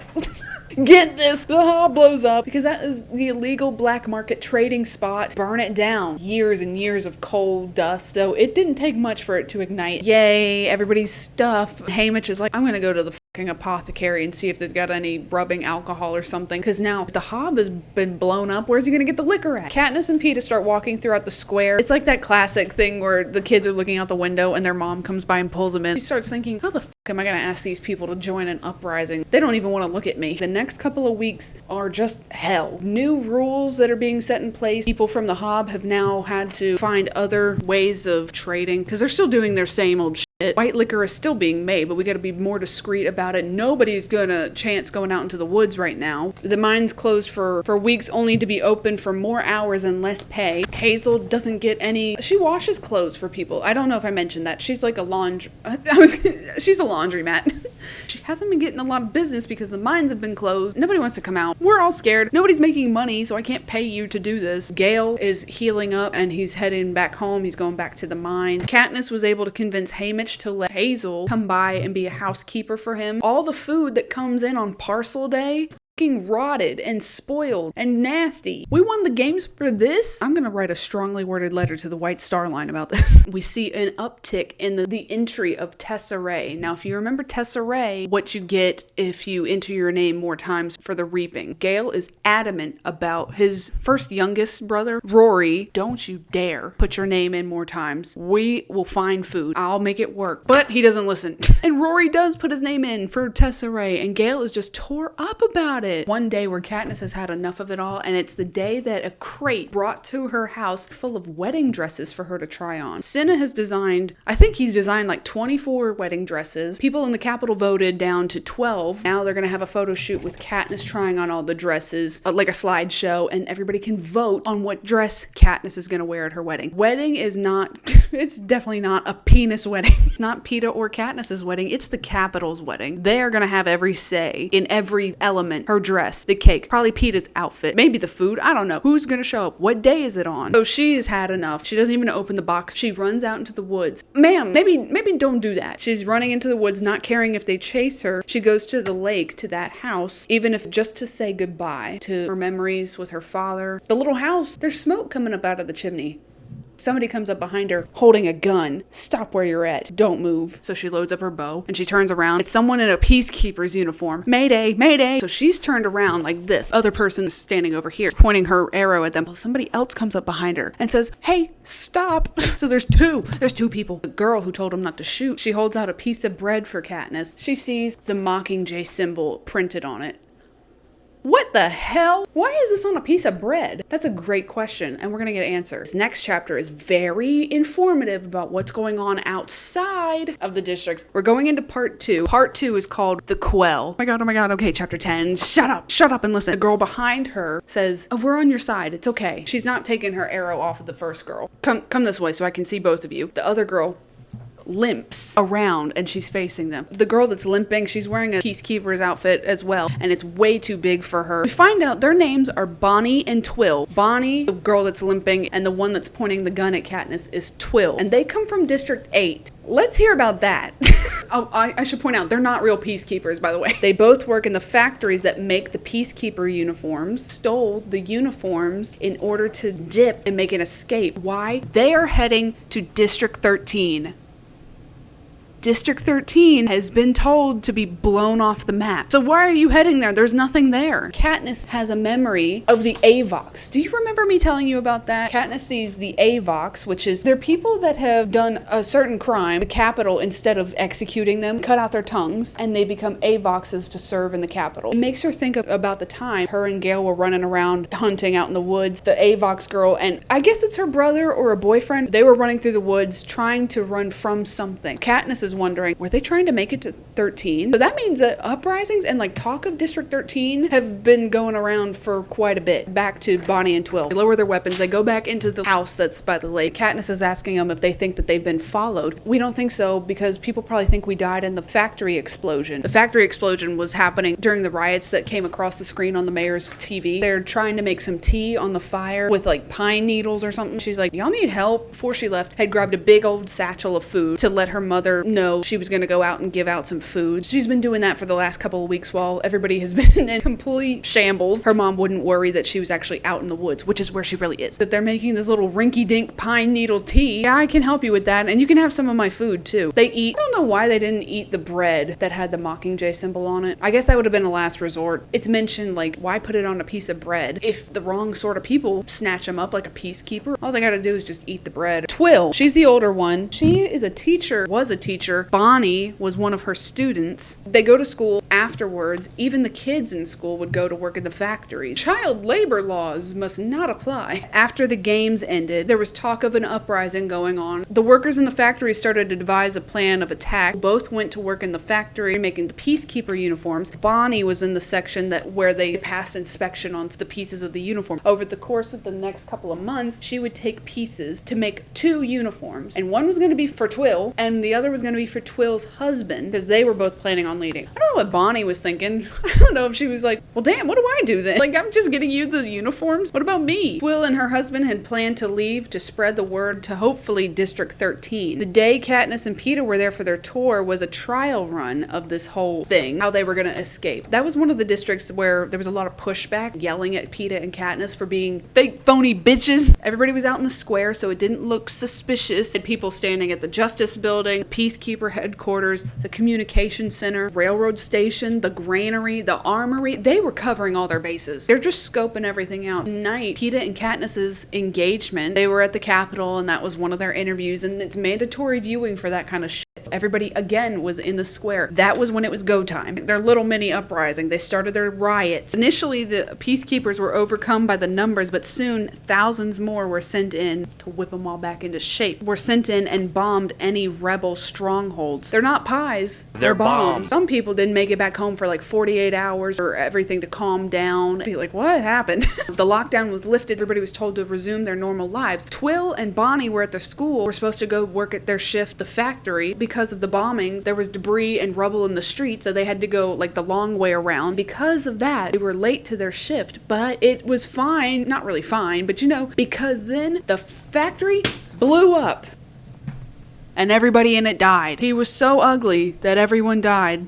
The end. The explosion killed Twill's husband. He ain't going. Killed all of Bonnie's family too. They got the peacekeeper uniforms that they had been building up. Got some food together. They headed out. Jumped on a train of supplies. Was headed to District 6. And then from there, and they've been traveling on foot. When they got to District 12, Bonnie, because her uniform is so large, it was meant for a big man. Her boots don't fit, so she's twisted her ankle. But they're on their way. They're on their way in a Chevrolet to District 13. Katniss asked them why they think that going to District 13 is a good idea. What kind of evidence even is there that you think that it's there? Have you not seen the news coverage? We've been shown that all of our lives. It's rubble, it's debris. Twill says, we have seen the footage, but it's the same clip every fucking time. Have you ever noticed that? And Katniss is like, what? There's one clip that's played. And if you pay attention, in the right-hand corner, is this the right-hand corner? You can see a mockingjay fly into frame. Black with white spots on its wings. You can see it just kind of dive by. Why would that be there? All life is gone in District 13. Why is that there? Answer me that. Riddle me that, Miss Everdeen. And she thinks the people of District 13 are living underground. They're mole people. They were the military for all of Pan Am. One of the other things that they did, they would go mining for graphite. Twill and Bonnie's theory is that while they were planning a rebellion, they actually were also helping to make little anthill tunnel things so that they could go hide underground. That's their theory. There's people living in the ground underneath District 13. Can you believe that? So Katniss originally starts to get really excited. That's real? Holy shit. But then quickly is like, whoa, wait. If that's true, for 75 years, these bitches over in 13 have been watching us in 12 and 11 and 8 starve. I don't know if 8's starving, but they could have helped. These motherfuckers kind of goes back to, y'all are believing in fake news. This isn't real. The Capitol wanted 13 gone, so it's gone. They spend the rest of their time. Well, Katniss makes a little crutch for Bonnie to use. She teaches them how to set snares, skin some game, and leaves the bag of food with them. Katniss is walking back from the woods. Starting to click in her mind, this has already been going on. Before me and Peeta did anything in the arena, before we brought out those berries, things were already happening. This ain't nothing new, and Snow lied to me. The uprising, they weren't started because of me and Peeta. They had already been going. We have just been fanning the flame a little bit. There was already a spark, and she would have no control over the flame, but he knew if she didn't follow his orders, there was a real possibility that the districts will turn. But now, guess what? With this new head peacekeeper, he has turned the power back on. She goes up to that fence that she always has been able to get through. Before she touches it, thank God, she's like,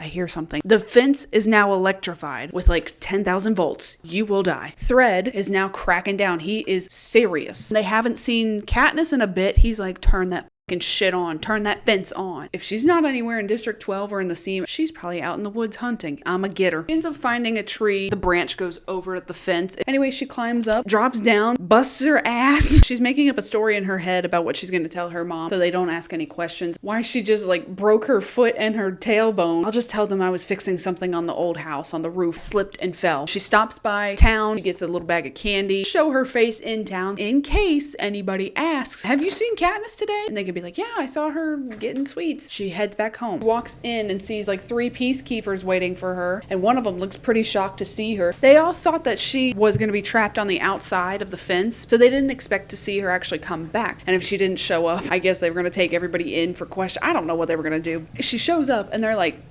face crack, gag. Haymitch and Peeta are there. Katniss sits down. They're making up a whole story. She tells Prim, thanks a lot for the directions to the goat man. They were wrong. And she's like, what? Play along, Prim. Whatever. They keep just making up a story. Prim wants her goat to start having babies or some shit like that. I don't fucking know. Katniss looks at the peacekeepers and she's like, so what are you guys doing here? Well, we just wanted to let you guys know that the fence is live. She's like, well, isn't it always live? Oh my god, Katniss, yes. Okay, that was a serve. They leave. And Katniss tells them her fake story. I was fixing something on the roof and I fell. Yeah, nothing really else happens that day. Told that she needs to rest her foot for about a week. Peeta comes by and they start working on Katniss's family's book of like leaves, and someone on her mother's side long ago started a book where they identified different plants and what effects they would have. Her father had made some entries into this book too. So now she's getting Peeta to draw out some plants that she knows, like the nightlock berries. She'll write the description for it. And at one point Peeta looks up and he says, you know, I think this is the first normal thing we've ever done with one another. This is like our first official date. It's just them hanging out. See, we can be friends. She ends up turning on the TV, but not really to watch the news. She wants to see if they're going to show a clip from District 13 at all. She wants to see if Twill and Bonnie were right. Well, they were. The clip of the Justice Building appears. There's a black and white bird flying into view. The really strange thing is when there's a report on the shortage of graphite, a news anchor who appears to be in District 13 makes a report that the fumes in 13 are still toxic and not safe for anyone to come there. And Katniss notices the same bird fly in the same exact spot at the same exact time in the same frame, and she's like, holy shit.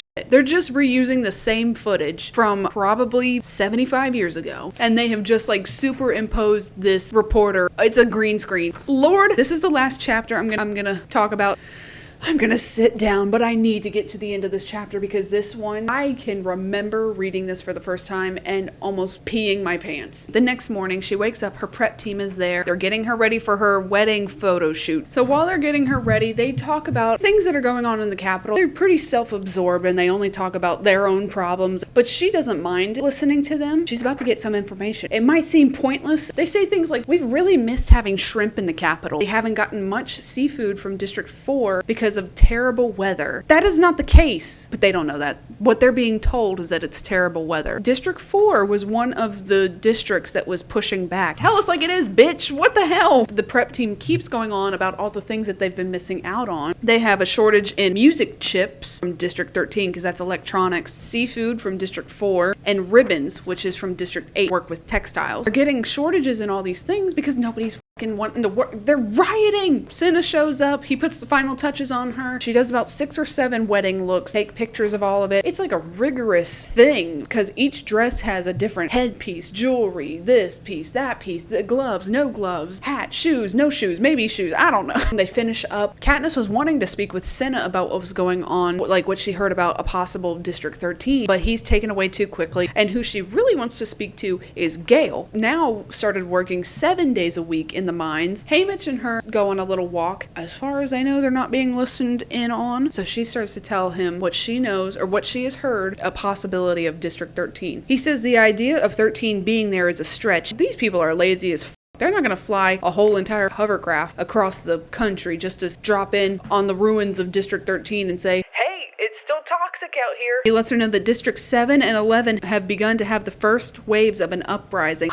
It's spreading, people. The fire is catching. They have a better chance of overtaking their districts than 12 does because they've got a lot more numbers on their side. Oh my god, this is where, ooh, shut up, you're not ready. Prim runs home and she's like, there's a mandatory viewing tonight. I think they're going to be showing your dresses. A newscast that is mandatory viewing, and at first we all think, for the dresses? Okay. So they show all the dresses. Go cast your votes tomorrow and we'll have an answer by the end of the night. The real reason we're here. Oh my God, my air just cut off. This is serious. Caesar Flickerman is like, you wait right there. I've got one more thing to tell you. President Snow, come on out. I'm gonna have to read from my notes because I want to get it accurate. He reads a message about the dark days, reads why they have the Hunger Games. This being the 75th year, it is time for the third quarter Quell. A little boy comes out with a wooden box, envelopes in it that have been written almost 100 years ago. In each one of these envelopes, they lay out what the style of the quarter Quell is going to be, each one. Now, the first quarter Quell, the 25th Hunger Games, this one is sick, and I would not mind reading a book about this. 25th Hunger Games had each district vote on who they would send as their tributes. Are you kidding me? Everybody had to vote for a boy and a girl. Your friends in school had to vote for something. I mean, if you had a bully, then that'd be easy. And they don't get into specifics, but does that mean like parents had to vote too? Every single person has to vote? That must suck. What if you're like the one person? All right, another one for Timmy. Timmy. Goddamn Timmy. Okay, Timmy, you're going to the game. Each Quell has a reason, a capitals version of why they make the games the way they do. This one was them voting in their own children as a reminder to the rebels that their children were dying because of their choices to initiate violence. The second quarter Quell, which I've already talked about, where it was double the amount of tributes, 2 boys, 2 girls, 48 altogether. Prim and Katniss's mom chimes in. This was the games. One of her best friends, Maisie, went into the games, and that her family gave Katniss's mother Maisie's canary that she had. A canary's going to come back into play in just a couple chapters. Hang on, just give me a minute. The reason why they did double the amount of tributes, this was a reminder that 2 rebels died for every capital citizen. I'm going to read you what the hell this quarter Quell is going to entail. Snow reads from an envelope marked with a 75 on it. This is straight from President Snow.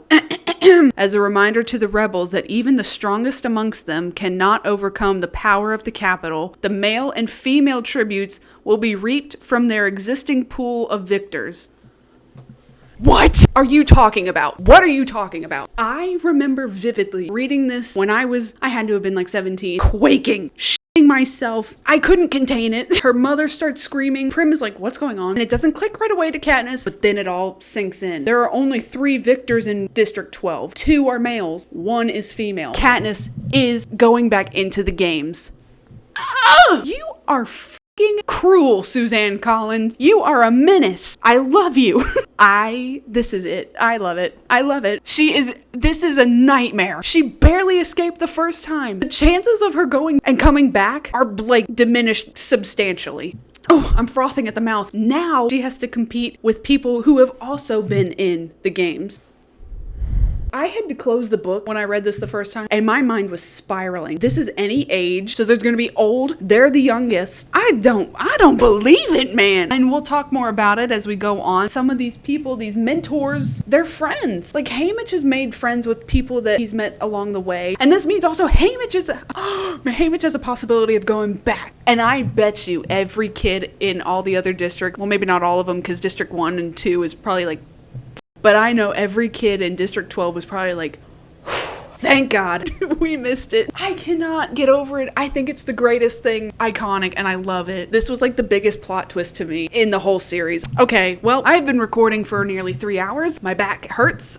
I've gone through about 3 batteries, so I need to charge everything up. I need to regroup. I need to center myself. Calm down, Hannah. That was the end of chapter 12, so we've got the whole other half of the book to go. Confirmed, Katniss is going back into the games. You motherfucker!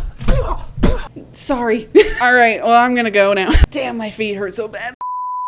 We're back. Have you calmed down? I also, if you care, I have found the source of the ants. Hopefully taken care of it. It was not pretty. Having a thunderstorm, so if you hear some thunder happening, it's fine. We're going back to the games. That's another thing. Let's just go. Katniss she doesn't know what to think or what to do, so she just takes off running. At first, she wants to go to the woods and start running away into the woods, but then she's like, it's charged. So she ends up in one of the unused houses in the Victor's village and ends up in the cellar, punched out one of the windows, so she's cut up her hand real bad. Screams, just has her moment, probably about an hour or 2. Starts running through all of the situations in her head. What does this mean now? If I run away, that's for sure gonna kill everybody I know. She wonders if this idea of the quarter Quell, was it always written out? That was always what the 75th was gonna be? Or did things change given the state of things? If they put me back in the games, the possibilities of me coming back out of the games and living, are very slim to none. Putting all these other skilled victors, some of them keep up with their training regime. I wrote, this way, Katniss dying by the hands of the games, or the Capitol, will be an easier way for the Capitol to go about shutting down these riots and uprisings. If their beacon is gone, then what? Starts thinking about how her and Peeta, being the most recent victors and the youngest, depending on how you want to view it, you might have an advantage. Her reasoning is because they don't know anybody and they're the newbie, no love lost. But on the flip side of that, you are the newcomers coming in, and these people have built up relationships. All these mentors, like I said, Haymitch has got some friends. They don't care. They would rather kill you because they don't know you. This is one of those books I wish I could reread for the first time. I really hope there's some people that are watching these videos, you don't know anything about where this is gonna go. You are in for a treat, and this is a fun ride.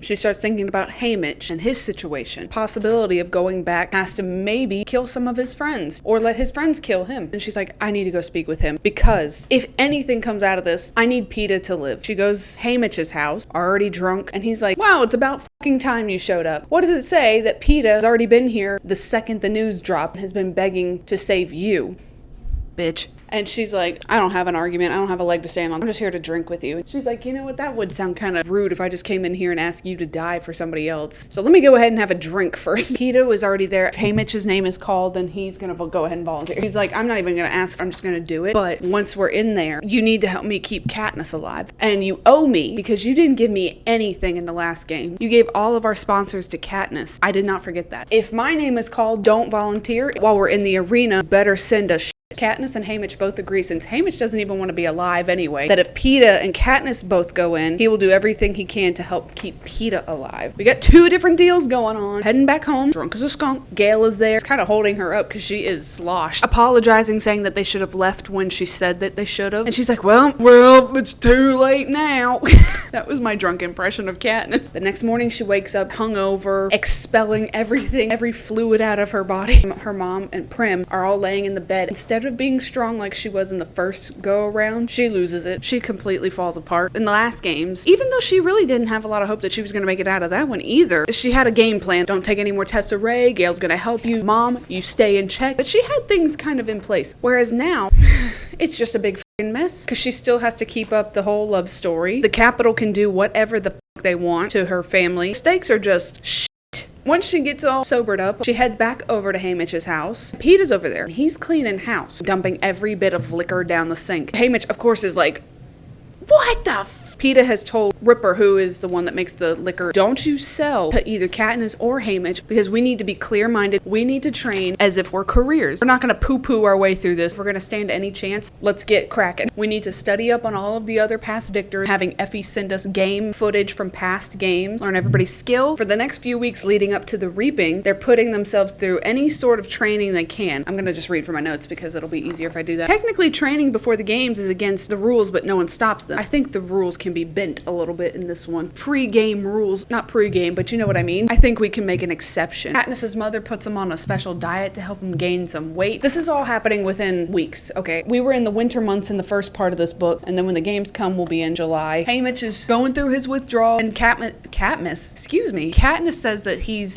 actually pretty strong for not having done much in the last 25 years, but his hands shake so bad from withdrawals, he can't aim very well, can't run long distances. While they're reviewing their footage, Katniss notes that she never saw any of the other victors while they were out on their victory tour. At first says that's odd, but Haymitch says, well, it's probably for their benefit because they're held to a higher standard from the Capitol. They're kind of separated from their own district. They're in elevated status. She's in kind of hot water with the Capitol, so what does that look like if they just are cutting up with her? Madge brings by some news from Capitol newspapers that her father gets so they can stay informed about what's going on in other districts. Gale helps him learn how to tie different types of snares. One day when Gale and Katniss are walking home, Gale mentions that it would be a lot easier to hate Peeta if he wasn't such a good guy. And Katniss is like, yeah, you're right. If he was a douche, I wouldn't even be in this situation. I would have said, fuck it, die in the first games. And asking what could have been, or her and Gale, where would we be at in our relationship if Peeta wasn't around? Well, she doesn't really have much of an answer. Days go by. Planned on telling Gale when they're having their last little meeting after the reaping, get a couple minutes with the family and friends, say their goodbyes. So she had planned this speech that she was going to tell Gale, but things don't go the way that they originally were supposed to go. Rules have changed this time around. So they go through their reaping. This actually was really sped up in the book. It was like 3 or 4 4 sentences. Her name is the only name in the bowl for the girls. Effie goes and draws the name. She opens it up and says, the female victor from District 12 is Katniss Everdeen. Elizabeth Banks plays her role as Effie so well, because the look she gives Katniss, because they both know that she's going, everybody knows she's going, it like looks over and it's just like, movie Effie, a lot more dialogue, and a lot more chances for you to care about Effie and see her perspective. Book Effie, not so much. Now it's time for the boys. Who is going? Haymitch's name is drawn, then Peeta is going to volunteer. He will not let Haymitch go. Effie goes, picks up a name, and reads, the male victor from District 12 is Haymitch Abernathy. Not even a second goes by, and Peeta says, I volunteer as tribute. So now, confirmed, Penis is going back into the games. Deja vu. Do you get deja vu? Okay, so this is where the rules change, though. What I was saying, again, she had this whole spiel that she was going to tell Gale about how much she loves her. Loves him. She was going to talk to her family, maybe Madge. That doesn't happen because Peacekeeper Thread comes by and he says, change of plans. We're going to the train station. You're going to the capital now. They have no chance to talk to their family and friends. They didn't even get to say goodbye. Just another zinger, another thing taken from her from the capital. And you know they're just doing it because they're pissed at her. I don't know if the other districts were treated the same way. They're on the train. They're watching District 12 fade away. And especially Katniss is like, we don't really hear much of Peeta talking about his family and friends. He doesn't really have many people. But I'm getting ahead of myself, sorry. Holy shit, did y'all hear that? That sounded like a garbage can fell. Peeta tries to comfort her and say, well, we can write letters. I mean, that's better than nothing. She's not gonna do that. She didn't even write a speech out when it was time to go on her victory tour. Dinner on the train, very somber and quiet because nobody knows what the say. This time around, nobody holds out any hope that either one of them are coming back. Nary a one. Last one, it was just kind of run of the mill. Haymitch was like, I don't even think I need to get attached to you two because you're going to be dead anyway. Effie is like, this is routine. What do I care? Prep team is kind of in the same lane as Effie. I'll see the next ones next year. Now they've built up a relationship. They've started this spiral of a romance. There was a wedding. Oh yeah, the wedding is not going to be able to be... The wedding! I forgot to talk about it. They're not going to be able to have a wedding now. Whatever, they're sitting at dinner. Peeta says something to Effie. She has changed her hair to a gold wig. And he says, oh, that looks really pretty. She says, I wanted to match Katniss with her Mockingjay pin. That one. And if you and Haymitch would like, we can get you both something gold. So that way we can be a team. That will come back. Rewatch all the reapings from the day. I'm only going to give you a couple of the victors that we're going to see. I couldn't find a big picture like this of all of the tributes. Printed out the ones that are going to be significant in the story. And then I have a giant picture of all of them, but they're hard to see. Bear with me. Out of the 75 victors, only 59 of them are still around. Half of them are old or have fallen victim to illness, alcohol, or drugs. District 1, 2, and 4, the careers. They're like the pro athletes. They are trained in like special academies when they're kids. They were able to hone in on skills that they could use, take pride in going to the games and volunteering themselves. Everybody else is like, I don't want to go. 1, 2, and 4 had the biggest pools to choose from. Every district was able to provide a victor. I actually was wondering what they would have done. There was no women or no men in one particular district. Then what? We don't get an answer because we don't have that situation. District 1 has a brother and sister pair. They won 2 consecutive games, Cashmere and Gloss. I don't know which one came first. Who won their games first? I don't really know who's older. In my head, Gloss was older. Also, this actor is from that show. What the is that show called? It's like Blue Mountain State or something. It was a kind of funny show. A blip in my timeline. My brother made me watch it with him. I'm going to put them on the board in a second. District 2, we have Brutus, volunteered. He's in his 40s. He looks like Jason Statham. Looks like he's still in his prime and swole, and he is ready to attack. Female victor, Enabaria. I don't know if she won her games by doing this, but she had a famous kill in her games where she ripped out the throat of another tribute. So when she came back after winning, she kind of made it her staple piece and had her teeth cosmetically altered. Hey, why don't you focus? Camera, do something. She had her teeth cosmetically altered. They look like fangs inlaid with gold. Whatever. But now they hang out of her mouth like fucking beaver teeth. Did it give what you thought it would give? I don't think so. We're gonna skip over 3 for right now because we don't really get to meet him in this chapter. District 4, Finnick Odair is the youngest to ever win his games. At 14 years old, young woman in District 4 that gets chosen. It looks like a pretty dramatic scene, but this old woman stands up and volunteers to take her place. That's Mags. Hello. She's about 80 years old. District 7. I talked about her in the first video. Joanna Mason won her games by acting like a total wimp in the days leading up to it. When she got out there, she cleaned house. She's from District 7, which is lumber, so you know she is grabbing onto that axe. And also, she is the only female victor in District 7, so she's kind of in the same similar situation that Katniss is in. We're gonna reap from the existing pool of victors. You know, she was probably sitting in District 7 like, are you fucking kidding me? I didn't print off some of these people because we never really see them. They don't really play too much of a large role. District 8 female is a woman named Cecilia, who in her reaping is seen holding on to like 3 kids, crying, begging her not to go. These people have built up their lives, and it's not fair. The rules are you win the games, you get to live out your days with money, you're taken care of, you do have to come back and be a mentor, but everything else, you're left alone. So why am I now having to go back? So some of these people built up lives, built up families. There's another character, I meant to print off his picture. His name is Chaff. He's actually one of Haymitch's closest friends. He comes from District 11, and he is missing an arm from his games, if you care. Haymitch doesn't talk, because now he's just watched a good chunk of his friends chosen to go. He just leaves the room. Katniss goes to her room and has a moment to herself where she tells everybody back home goodbye. She just kind of makes amends in her mind. I'm never gonna be able to go back and see them, so bye mom, bye Prim, bye Gale. Closes that chapter of ever going back home. Goes out to see Peeta, watching some of the old tapes. Now this is where we're gonna get into Haymitch's games. I think I should just go ahead and put some of these tributes up onto the board. Not tributes, they're victors. They are victors. They won.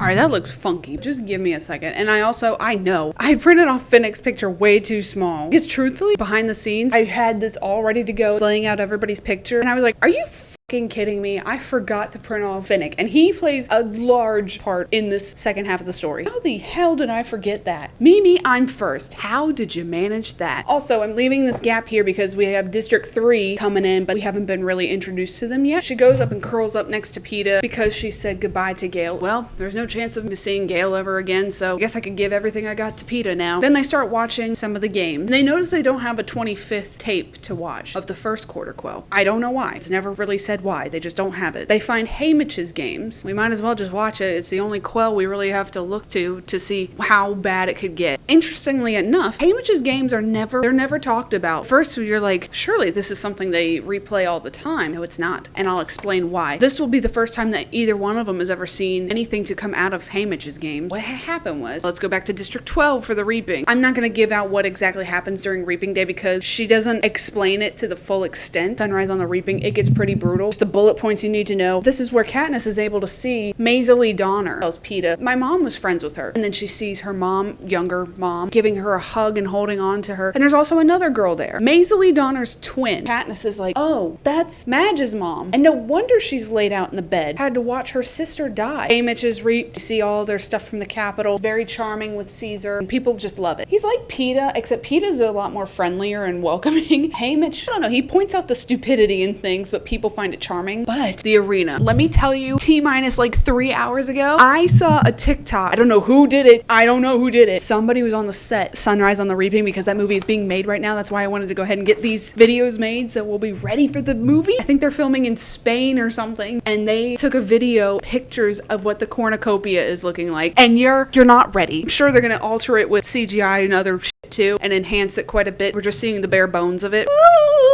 The way they describe it, it's the most beautiful arena that has ever been created. Even since then, vibrant, it smells, and bright colored flowers. There's a lake, big giant mountain over here. There's woods, a hedge maze, enticing because everything in it is poisonous. You're not ready. Haymitch, he's very fast. He gets to the cornucopia. He gets the shit. He runs. First half of his games, he stays by himself. We won't get into really what he's doing.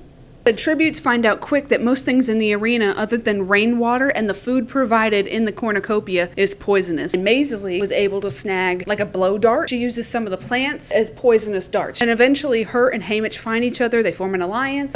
Things happen. The main thing you need to know is that Haymitch is very adamant about getting through this hedge maze. Several attempts where they try to get through to no avail. Maisie is like, why do you care so much? Why do we have to keep going back in? And Haymitch says, well, the arena has to end somewhere. Eventually they're able to make it through it and they get to a cliff. Edge of the cliff, down in a giant pit are just jagged rocks. Maisie is like, This is it. This is all they have over on this side. He wants to stay there. She doesn't. So they part ways. Walking up and down the cliff, kicks over a pebble. He keeps walking a little bit. He hears something behind him. Turns around. The pebble was thrown back. So then he gets a bigger rock, throws it over, waits a minute. That rock comes back. Peeta and Katniss are watching, and they're like, it's like the force field on the roof of the training center. Nobody could jump off and kill themselves before the games. Haymitch has found the edge of the arena, and he has found a force field. Everything that falls, it'll throw it back. He starts hearing screaming. Maisie Donner dies. I won't tell you how, but she dies. There were some pink birds, okay? And then it's just Haymitch and one other girl from District 1, Career. The fight is bloody. It's brutal. They both get very much hurt. He heads back to the cliff. She follows, and she's got an axe, okay? So she throws the axe. He ducks. Axe goes over his head off the side of the cliff. And homegirl is like, I'm just gonna wait for you to die. Your injuries are pretty bad, so I'll just wait here.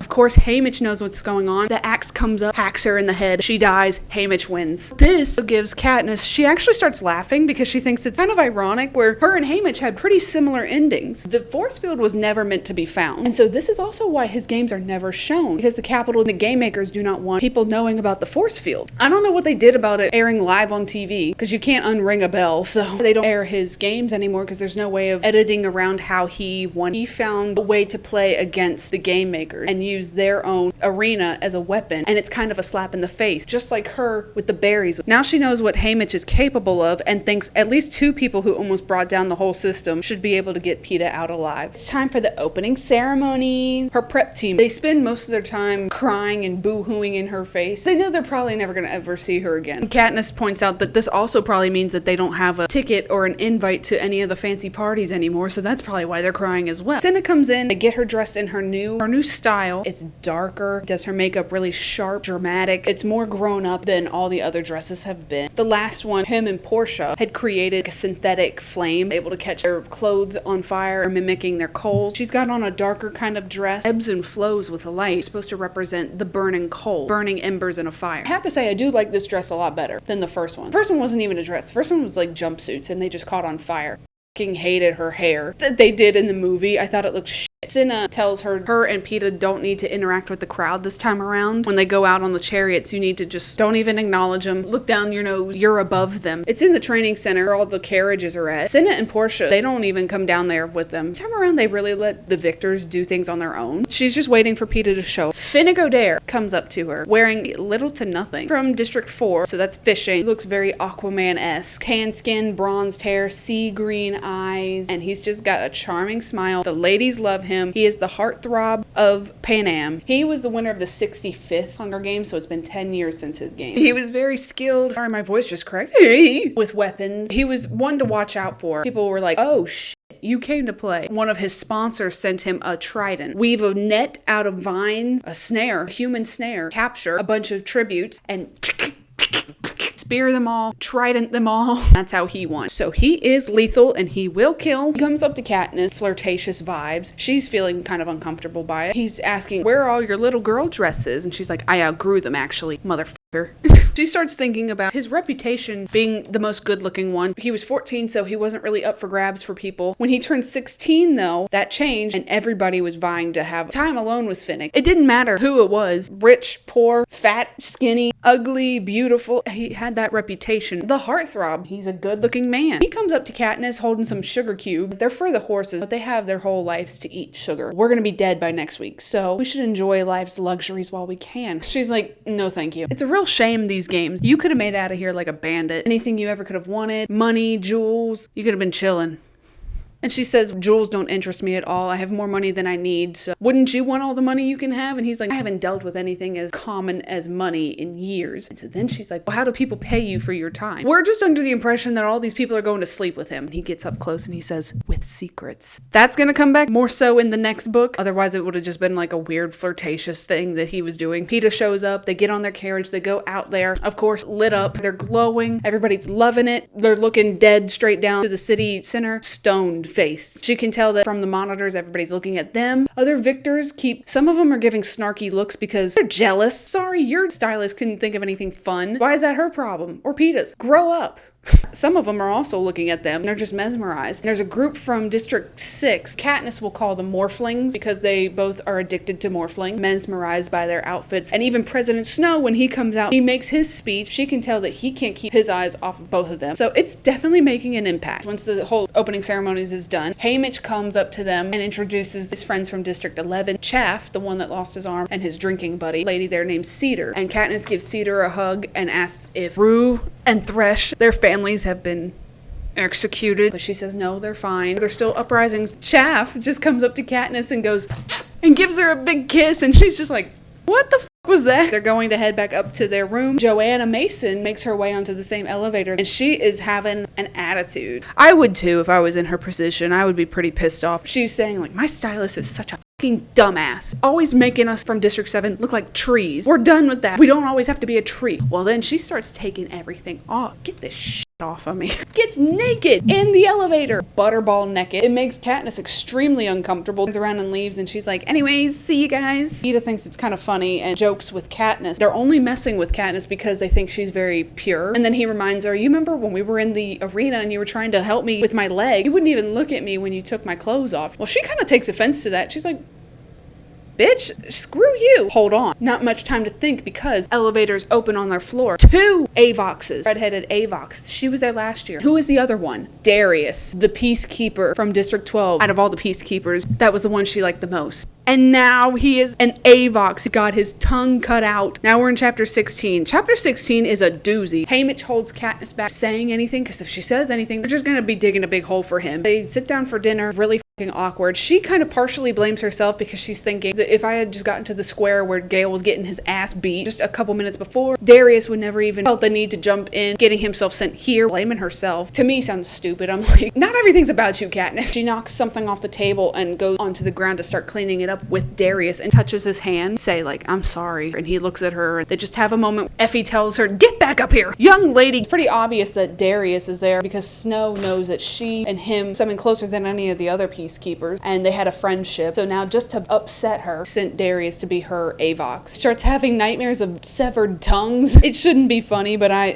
in her nightmare she sees Finnick. He morphs into President Snow and blood is like coming out of his mouth. She's got some weird melatonin kind of dreams happening. Oh shit. Okay, that is number, 4 of my papers falling with everybody before they start their training. She sees Haymitch has a gold bangle, flames goes around his wrist. Effie says that that is his token that she got him. Haymitch says, doing everything different this year. Well, everybody knows your talents now. Everybody knows how good you are with a bow. The gig is up. Go around and start making allies. Last year it was very solitary confinement. Learn a little bit from everybody and then pick some allies. At first, Katniss is like, I don't think that's a good idea. Well, first of all, her first thought is, I tried that last year when I got into the arena. Rue was my ally, and where did that get her? Dead. Haymitch explains that they are the odd men out, the youngest and the newest of the victors. They have the biggest targets on their back, and most of the victors, since they have no relationship with them at all, won't think twice about killing them. He would strongly recommend Chaff and Cedar. She mentions something about Finnick, to which Haymitch says, do not underestimate Finnick. Her and Peeta go down into the training center. Only half of the victors even show up. Her and Peeta split up. Peeta goes and joins some groups working with the weapons. Katniss goes to learn how to tie some knots. Finnick comes up to her and pretends to tie a noose and is pretending to hang himself. She's like,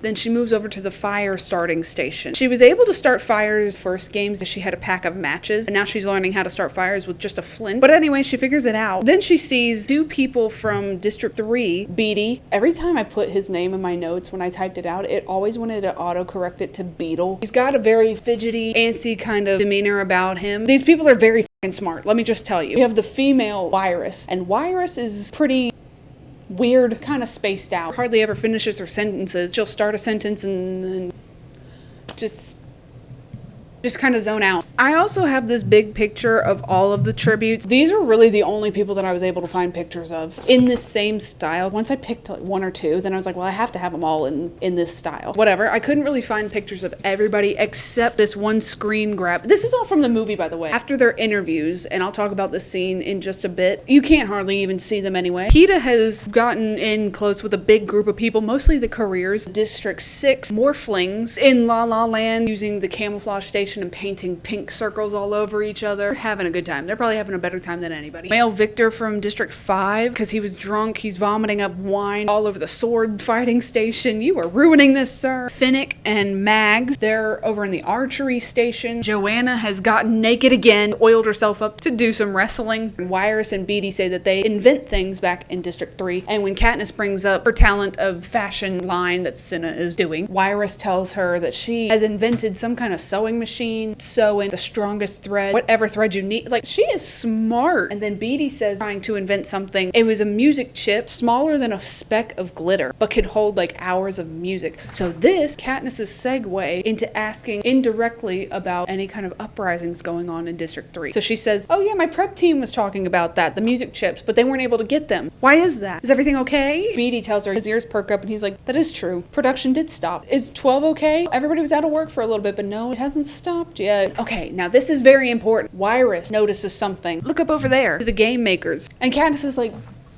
what? What are you looking at? And Beatty has to direct her attention. There's a little tiny spot that looks like it has a ripple effect. Look at the corner of the table. Looks like the table is vibrating. And Wyrus is like, well, it's a force field to separate us from them. Katniss says, well, it's probably my doing because last year I shot the arrow at them. Beatty says, that's a chink, the vibrating part that they see. There's always a flaw in the system. It's a weakness. They go off to lunch. The big group that Peeta was with gather all of the tables, bring them into one giant group. Catches up with Peeta. He said, have you found anybody? I really want Wyrus and Beatty. He says Joanna calls them nuts and bolts. Nuts, volts. Katniss gets kind of pissy, a little bit ticked about a comment that Peeta made about her being too pure. Peeta is like, damn, fine. You get the last say on who our allies are. She gets to know Chaff a little bit, and she's like, he's not that bad when he's sober. We can have him as an ally. Goes back into the training center, moves to a poisonous insect station where she works with Victors from District 8, Cecilia, and there's an old man. His name is Wolf. Not Wolf. Wolf. Old as dirt. Can't hardly hear. He's very confused. He keeps trying to eat the poisonous insects. Cashmere and Gloss invite her over and they start making hammocks. Like, all right, sure. She says they're pretty decent people even if they are District 1. District 12 does not really like the careers too much. Her and Anabaria, this one over here with the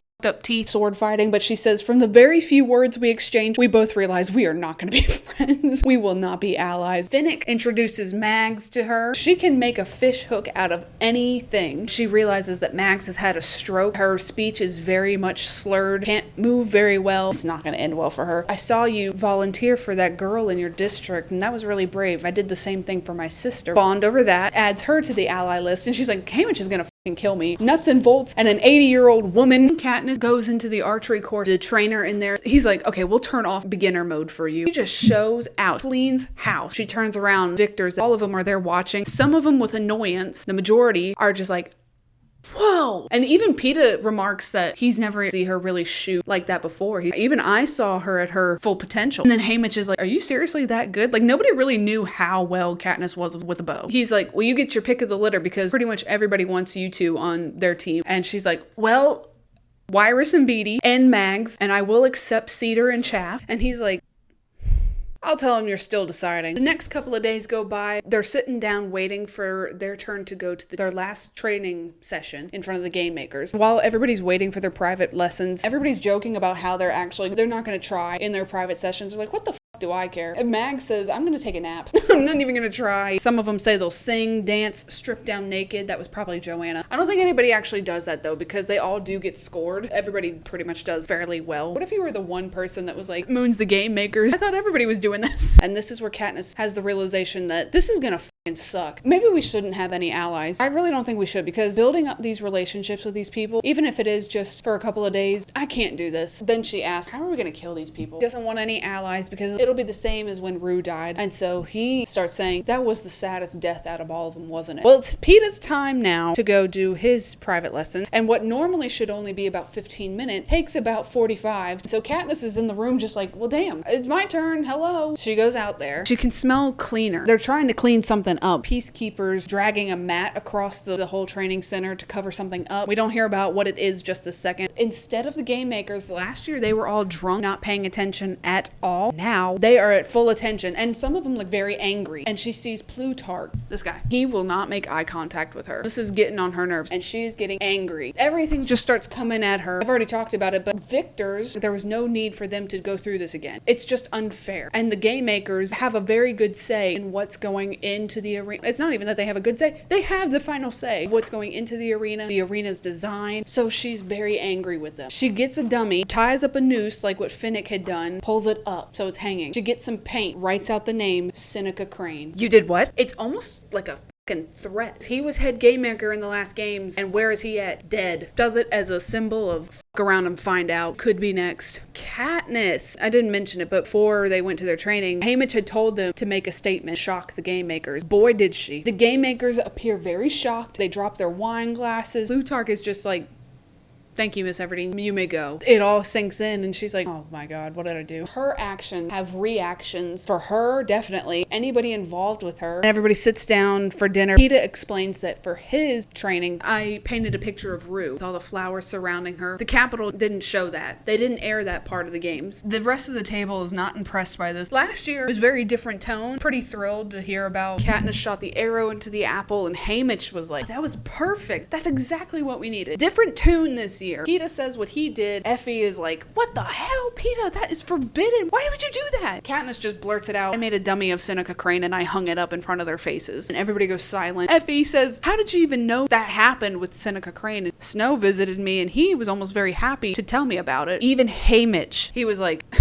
Jesus Christ, y'all are gonna die. I don't know what to tell you guys. Katniss then says, I don't want any allies. It just needs to be me and Peeta. And he's like, that's fine with me because I don't want any of my friends to die by the hands of your stupidity. He's very angry with them. Go and watch their scoring. Katniss is like, has anybody ever gotten a 0 before? Because I think we might. Senna says, no, but it could always happen. You are no help, Senna, right now. The careers obviously do well. They get 10s, 11s. Everybody else does mid to passable. It's okay. Katniss and Peeta, both of them get 12s. The max is 12. But nobody really feels like celebrating. Haymitch tells them the reason they gave you the 12s is because that puts a big, fat, juicy target on your back. Go to bed. I'm done looking at you. Katniss and Peeta, they go to bed, and Katniss says why she did what she did was because she doesn't want to be a piece in their games. And given Peeta's conversation from the last one was also saying the same thing. Don't want them to feel like they can control me. I'm still my own person. I just happen to be put in this situation. She's saying the same thing back to him. I meant what I said. I said what I said. He tells her he's going to try all that he can to make sure that she comes back, but thinks Snow has rigged this game so that they're both gonna die. Next day, it's supposed to be media training day. They get a note from the A-Box, which is from Effie, saying her and Haymitch have decided they don't need any training and y'all can have a day off. We're not meeting up. See you tomorrow. I'm really upset. Haymitch doesn't even want to look at them anymore. They just it all up. Peeta and Katniss don't really mind it. They get a basket full of food. They head up to the roof. The force field is around the training center. They have meals. Peeta does some drawing. They have a game where they throw apples over the side of the roof. Force field will throw it back to them. Peeta says, I would love for this to keep going. I don't want it to end. But unfortunately it has to, because now they gotta go to bed. When they wake up, the prep team is there getting really emotional because they see this is the last time we're gonna see you guys together. Oh God. Octavia has to leave. She can't even stay in the room. Peeta goes off and gets ready for doing the interviews tonight. Flavius has to get excused because he starts crying. Cinna comes in just as Vinia is finishing up, grabs hold of Katniss's hand, and she says, it's been an honor making you look your prettiest, or something like that. Things are coming down hard. Just sad. Change the mood a little bit. Katniss looks at Cinna and says, where's my dress? What am I wearing tonight? The wedding dress that was voted by the Capitol citizens is looking at it like... Are you kidding? President Snow said since nobody was going to be able to see the wedding, everybody should be able to see your dress at least. To use her demise as a spectacle. Just starts thinking about weddings in District 12. There's not a lot of grandeur. The girl rent out a white dress that's probably been worn 7 billion times. The guy will wear whatever's clean, and they go to the Justice Building, sign some papers, assigned a house. Friends and family sing a song as they cross the threshold. They do a toasting. It's not very glamorous at all. Anyway, but he tells her, you're going to be spinning tonight, but wait until the very end, and don't raise your hands over your head, please. Not until the very end. I don't think I pointed out in the last one, she spun in her dress in her interview and it caught on fire, and that's fed into the name of the girl on fire. Peeta's wearing a tux and some white gloves. He looks like he's going to a 1920s wedding or something. All the victors are lined up ready to go on stage, and Finnick says something snarky about, really, you're wearing a wedding dress? And she's like, President Snow made me wear it, okay? I don't want to. Did you choose your outfit? No, I don't think so. He might have, I don't know. Instead of annoying annoyance, they kind of look at her with pity. Joanna actually comes up like,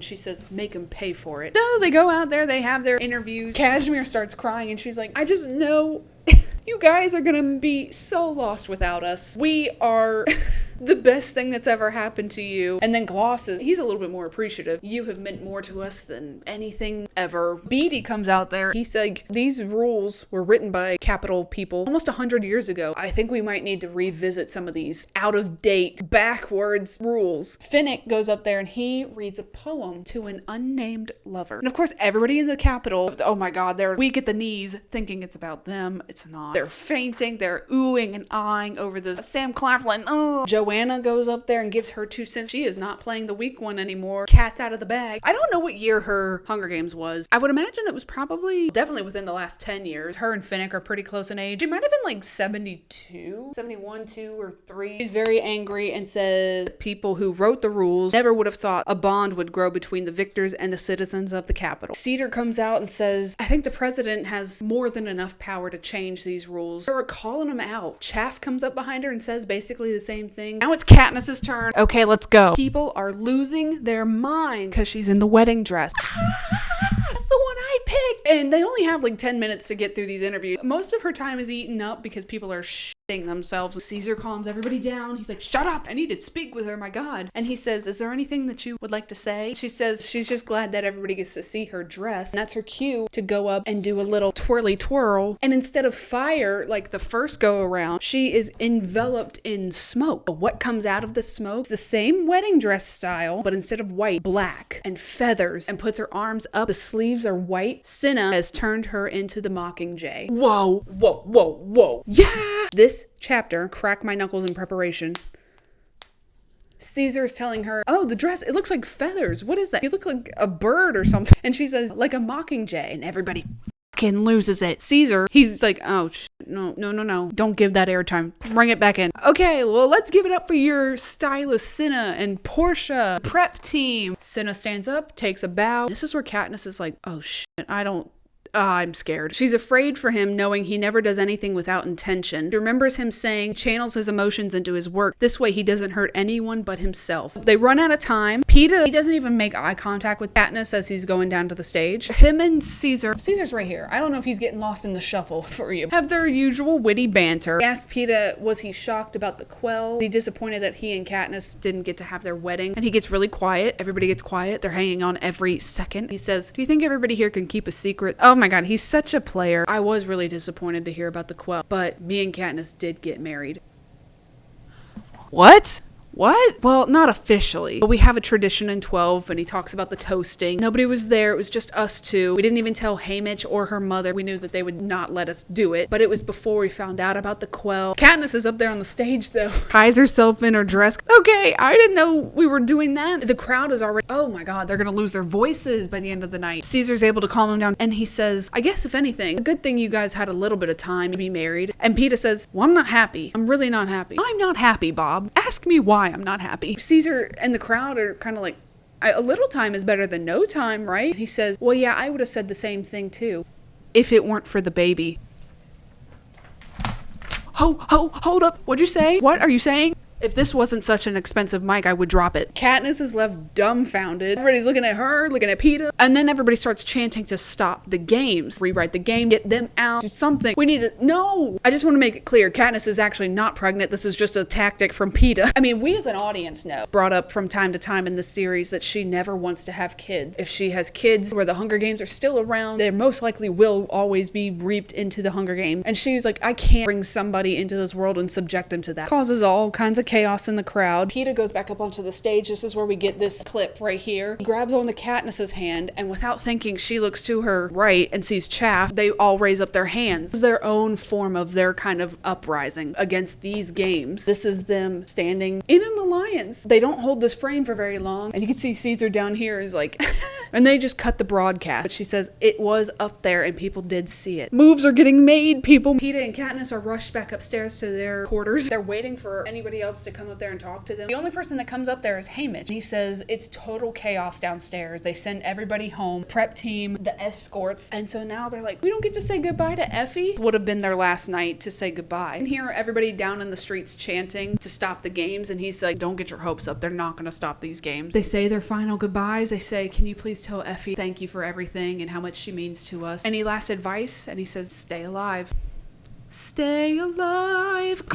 Anybody watch Hamilton out there? I need to go see Hamilton the day before Thanksgiving if the tickets are still available because Leslie Odom Jr. is going to be there. His last night is the day before Thanksgiving, or it might be on Thanksgiving, something like that. I need to see him as Aaron Burr, but the tickets only found $2,000 each in the orchestra pit. I need to see it. I need to. But nobody wants to go see Hamilton with me. Sorry, I'm ranting. Let's finish this up. This is the last time they're probably going to see Haymitch ever. And he turns around at the last second. And he's almost kind of annoyed. He's got a little bit of an attitude. And he says, Katniss. And she looks and she's like, huh? And he doesn't say anything. And she gets snippy with him. She's like, what? And he says, when you're in there, remember who the enemy is. And then he leaves. Peeta and Katniss spend one last night together in the morning. They're retrieved by Portia and Cinna, the ones that take them to the launch site, the stockyard, as Katniss says. Katniss mentioned something about not being able to say goodbye to Portia too. But Cinna's like, don't worry, I'll let her know. Onto the hovercraft, she gets her tracker put in her arm, her last little quarter area, the stockyard, and they're looking at her outfit. Let me read it to you. Dark blue sheer material with a plastic purple belt and nylon shoes with rubber soles. And Cinna says, okay, well, I'm expecting a lot of sun exposure. He puts her pin on her. They tell her, all right, time to go. He gives her one last kiss on her forehead. Glass comes down around her. She says thank you one last time for everything he's done, for the dress. And then she's sitting there.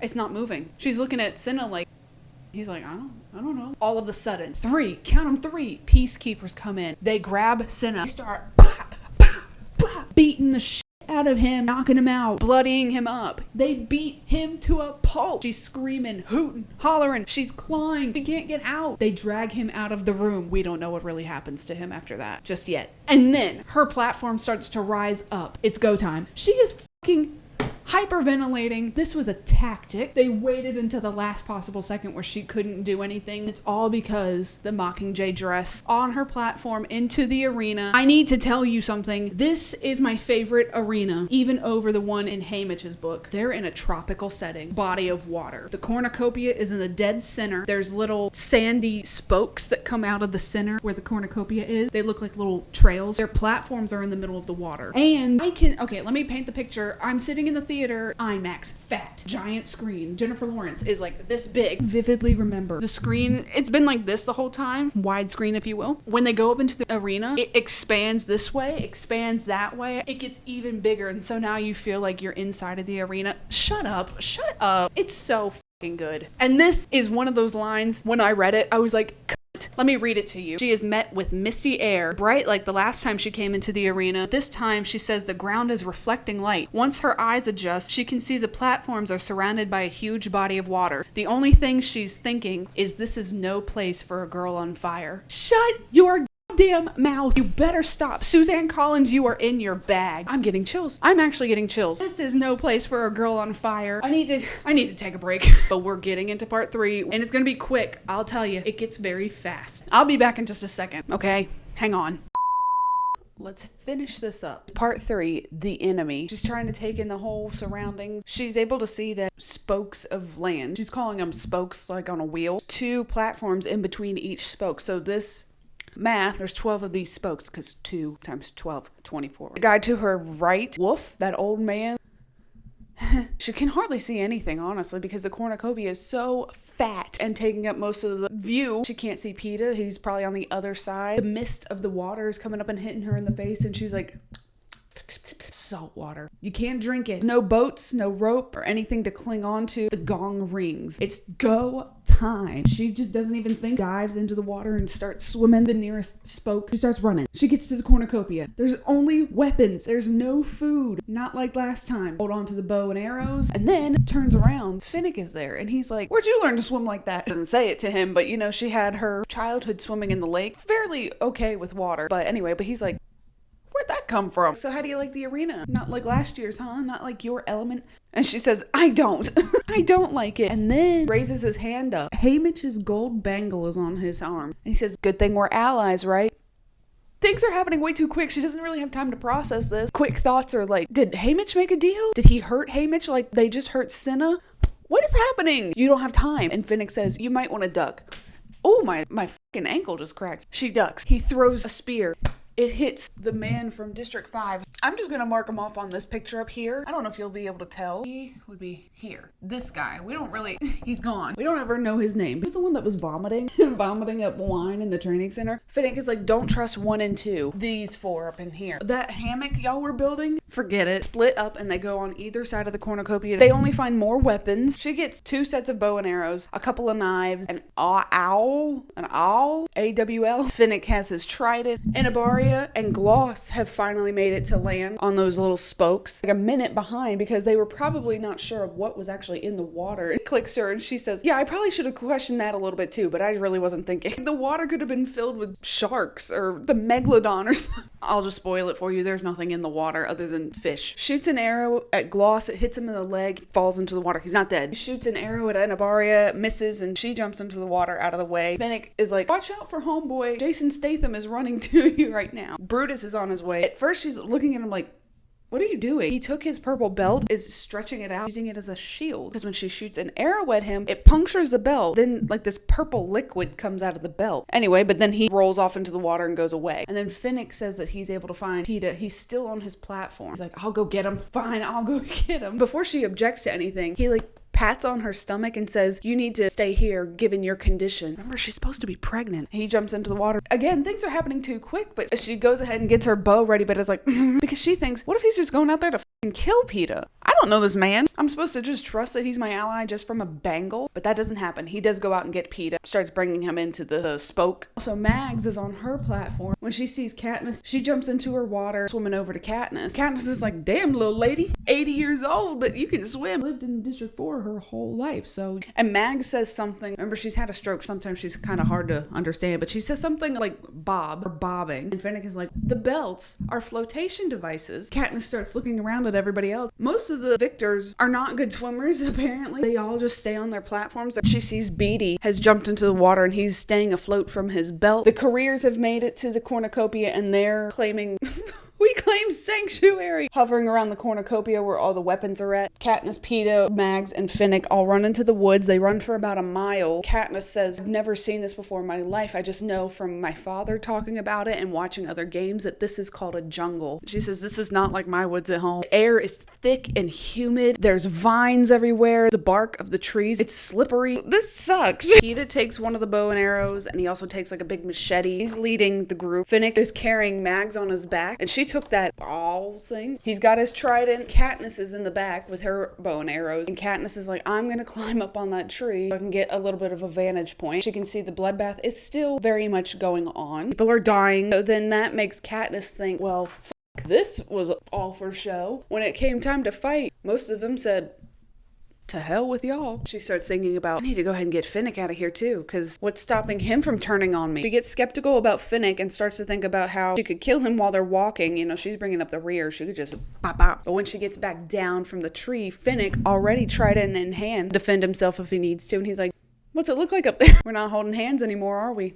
Says that's because whatever has happened in the past is over and that no one is a victor by chance except maybe for Peeta. She's like, yeah, you're absolutely right. Like if it were down to Peeta and Anabaria or something, Peeta would try to negotiate with Anabaria. His first instinct isn't just to outright kill someone. And now she's having to self-reflect a little bit and she's like, well, damn. In the matter of like 2 minutes, I was ready to be allies with Finnick, and then I was ready to kill him and Mags. I'm no better, but Peeta is. Ties into her wanting to keep Peeta alive, get him out. Peeta's asking if she was able to see how many are dead, and she's like, I can't really tell. Probably 6. They're clearing them out. They're trying to find water. From Haymitch's advice last year, run, find water, and food. That games, Haymitch never helped Katniss when it came to water because he knew that she was close to finding water. They supplied them with a lot more, like a survival kit in that games. Backpack full of, she had matches, iodine drops, a pack of crackers, a piece of plastic, a sleeping bag. Not here. Clothes on your back and a bow and arrow. They're making their way uphill. Arena is supposed to be designed like this. The center, obviously, is the cornucopia. So they're heading upwards. As Pete is walking, because he's using the machete, slicing down vines, Katniss is in the back surveying the land, and she's able to see in front of Peta a rippling effect. The same rippling effect that she saw in the training center with Wyrus and Beatty force field. It happens in about 2 seconds. She realizes what it is. She goes to shout at Peta, stop, don't hit it. His machete comes down. He is knocked off his feet, 10 feet backwards. He is out. His heart has stopped. Peta, you idiot. So Katniss starts freaking the fuck out, beating on his chest. She's yelling at him to wake up. Finnick says, move, woman. Katniss can only see Finnick plugging Peta's nose. She thinks he's trying to kill him faster. She gets an arrow loaded up, goes to shoot, and then stops herself because she sees Finnick kissing Peta. And she's like, excuse me? Performing CPR. She doesn't really have a word for it. She says that she has seen her mom do this only a handful of times to somebody. She thinks all hope is lost. The one thing that she wanted to do was keep Peta safe. She wasn't able to do it. But Peta, laying there, he goes, he's fine. He's not fine, but he wakes up. Starts hyperventilating. She's very worked up and says, you were dead. Your heart stopped. And he's like, I'm okay. Careful, there's a force field up there. She's getting very emotional. Finnick says, oh, it's just her hormones. Pregnancy. She wants to say something. No, it's fucking not. I'm not pregnant. Good thing she catches herself. She's got to keep up this act. Can you imagine if halfway through she just says something like, I'm not really pregnant, y'all? And Finnick kind of gives her a look. This is going to come back into play. That's why I'm pointing it out. Gives her a look like, watching her and Peta interact like this. Okay, I'll tell you. There's one part where he says, this is the moment where I knew that you loved Peta. They get Peta up and moving. Okay, this is something I completely forgot to mention. When they came back from the first Hunger Games and Peta got his prosthetic leg, Katniss, if you remember her left ear, she was deaf after the explosion when she blew up the food for the careers. She came back, she woke up, they had fixed her eardrum and she can hear fine. So now Finnick is like, how were you able to tell the force field was there? She wants to keep Wyrus and Beatty safe as much as possible if they're still alive, instead of telling District 3 told me about it in the training center. She says, oh, you can't hear it? You can't hear the force field? I can hear it in my left ear now where they repaired it. She's making this up. Force fields don't make any noise at all. They say, okay, good enough for me. You leave. Takes some nuts that she has found, tosses them up against the force field to see where it's at. Bounce back to them, roasted nuts. Mags picks them up and starts eating it. Katniss is like, Mags, I don't think you should do that. That could be poisonous. Doesn't give a fuck. Finnick laughs and says, I guess we'll find out. She's like, who is this guy? This is his mentor, and he's willing to let her die? That says a lot about you, Finnick. He was willing to team up with them and save Peta, but is also willing to let fate decide what happens to Mags. She reasons with herself that he must be valuable to her and Peta because Haymitch did pick him as their ally. Looking for any signs of water, they don't find any. Katniss finds another tall tree, and she's like, let me get another better look at this. She sees the entire arena again. It's like a big bowl. She looks up and she sees sky. Some little spots on it has that ripple effect. So the force field surrounds the entire thing. They're in a big giant dome. She takes one of her arrows and shoots it where it's rippling. The sky is supposed to be like a pink cloud, sunsetty. When she shoots it kind of glitches and she can see past the force field to like a blue sky, but then it comes back together and the arrow gets sent back down. Explains to them they're in a big giant fish bowl. She also says the only source of water that she was able to see is water that surrounds the cornucopia, of course, is salt water. Wonder how far you could actually get with drinking salt water, like if you are desperate, because like one gulp ain't gonna hurt you, right? It might do more damage because of the salt. It might dry you up even more. Peta says there must be some source of water. They're very dehydrated. So hot, humid, and sticky. It's nasty. Peta's been shocked to hell and back. His heart stopped for about 3 minutes, so they just need to take a break. So they make a little campsite. Mags has not died yet from eating the nuts. Peta, where are you? Peta, he's like, go and get some nuts for us I'll roast them against the force field. They use the force field as their, like a wall. If anybody comes, you can toss them over, use the force field as a weapon. Katniss goes out hunting. She hears the cannons firing, signals the end of the bloodbath. She hears 8. She finds this ugly looking thing. They end up calling it a tree rat. A rodent crawling up the side of a tree. It's got long, gnarly teeth. She shoots it, and then she can feel that the fur is wet with water. So there must be water right around here. She goes and looks. Doesn't see anything. Skins it. Peta puts it on some sticks and throws it against the force field instead of them making a fire because that would draw attention. Tree rat kebabs. Watching the anthem play, and this is where we find out who has died. The man from District 5, which I've already crossed out. This, oh shit. Male morphling from District 6, Cecilia, and Wolf from District 8. Both from District 9 are gone. By District 10 as well. See you later. Unfortunately, Cedar from District 11 is gone. You can't even can see. This is more for me. All the careers are still alive, and Beatty and Wyrus are still alive. Yeah! See a silver parachute fly down to them. It's this metal cylinder, and they all are just, what is this? Peeta thinks it's a whistle. It's not. Katniss asks if Mags could use it as a fish hook, and she says no. Like an hour or two just trying to figure out what the hell this is. They put it to the side, and Katniss wishes that she could go back to her normal life before the games ever even were something she had to worry about other than Reaping Day. And she starts thinking about the lake, woods that are much more sturdy than where she's at right now. And then she remembers her father had a whole bunch of these metal pieces. And she says, oh my god, it's a spile. What the and then they use spiles on maple trees, and you can get maple syrup from the inside of the trees. Carve out a little hole in one of the trees, push the spile in, they're able to get water. Yay! The tree rats, long, nasty looking teeth, dig into the trees and drink the water from the trees. All of the trees in the arena have all the water. Genius. Hunker down for the night. Finnick stays up, keeps watch. Katniss is woken up by the sound of 12 gong noises, but not like cannon fire. Peeta and Mags are still asleep. They don't even move. And Finnick is looking at her like, what was that? And she says she counted 12 gong noises. Does that mean 12 districts? Or Finnick says, I'm going to bed. While she's watching across the way, big bolt of lightning hit this one tree in the center of this wedge of the arena. It starts to lightning a whole bunch over there. I wonder if that's bringing rain for the people who don't have any sponsors that will send them water or a spile or anything like that. Time passes, and then she can hear the rain kind of moving to the side a little bit on her right side. She can hear a cannon fire. Someone has just died. I'll tell you who it is in a minute. Once she hears the rain kind of die out, she looks over and sees this mist coming towards them, a fog. And she's like, well, it is hot and it just rained, so it's probably steam. But the more she's watching it, she's like, that doesn't look real. She describes it as having fingers, but more of like a swirly, thick motion to it. And we find out the fog is poisonous. Wake everyone up, and then the fog touches her, and immediately they start to blister. Ew, gross. Everybody wakes up. Finnick gets Mags on his shoulders. Peeta got that prosthetic leg, don't forget. He's not very quick. Stumbles and falls, and Katniss is like, just watch my steps where I run. Peeta fell down for the last time. Katniss tries to roll him over, and his whole face has gone limp.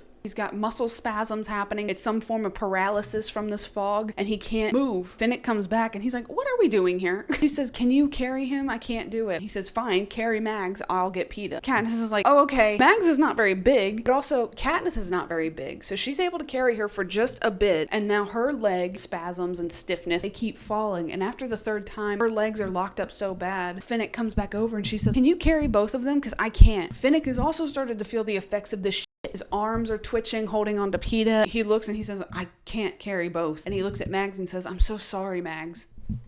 She leans in, gives him a kiss, and Mags runs into the fog. She starts having a full-on seizure and dies. Womp, womp, womp. They don't have time to really react to it. Finnick is very upset. He's crying and screaming, but both grab onto Peeta. They're running kind of diagonal down towards the beach. Falls over and collapses, and they're all laying there on the ground just like, ugh. He's watching the fog, and then it almost looks like it hits a wall and goes upwards like it's being sucked up into the sky, and it disappears and it's just gone. Peeta, kind of moaning, is looking up like this, and he just goes, monkeys, monkeys.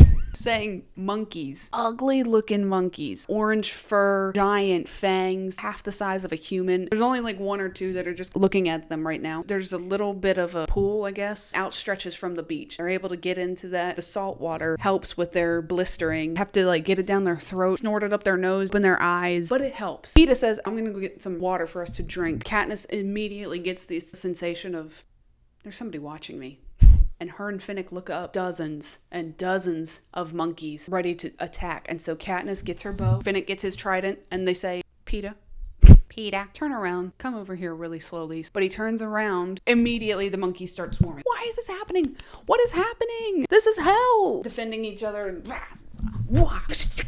Katniss only has 24 arrows in her sheath. Peeta's got his machete, he's hacking. Finnick, stabbing.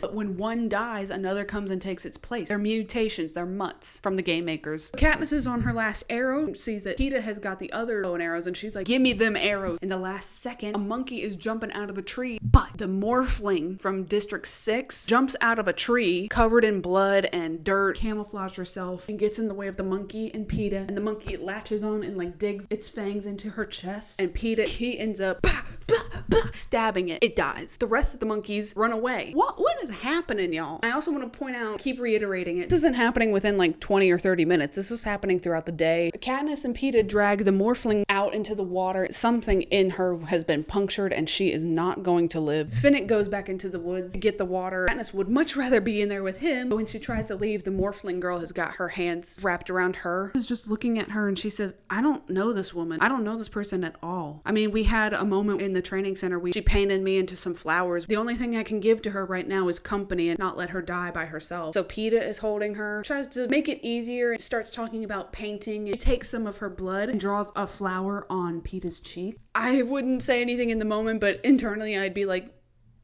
ew. But he says, oh, thank you. It's so beautiful. And then she dies. Yeah. Take her body out further into the water. The hovercraft comes down, picks her up. Finnick has got all of Katniss's arrows. He brings them out to her. You can see all the monkey bodies that they had killed are gone. The game makers just like sucked them into the ground or something. I don't really explain how. They say some vines moved and that was it. They just were gone. No monkeys return and they're able to get some water. Finnick says that he's going to take the first watch. And Katniss knows that he needs a little bit to himself to mourn Mags. When she wakes up, she sees that Finnick he's woven a whole shelter to put over her and Peeta. He's woven bowls to fill up with water, and he's also gone out to get some shellfish from the water for them to eat. Oh, also, wounds from the fog, the blistering, has scabbed over. Katniss had told them not to scratch it. Her mom had always said, don't scratch or you're going to bring infection. Throughout the night, she didn't realize she was doing it and sees blood all under her fingers. And Finnick is like, shouldn't be scratching, you'll bring infection. She just looks up to the sky and she's like, hey Mitch, you motherfucker.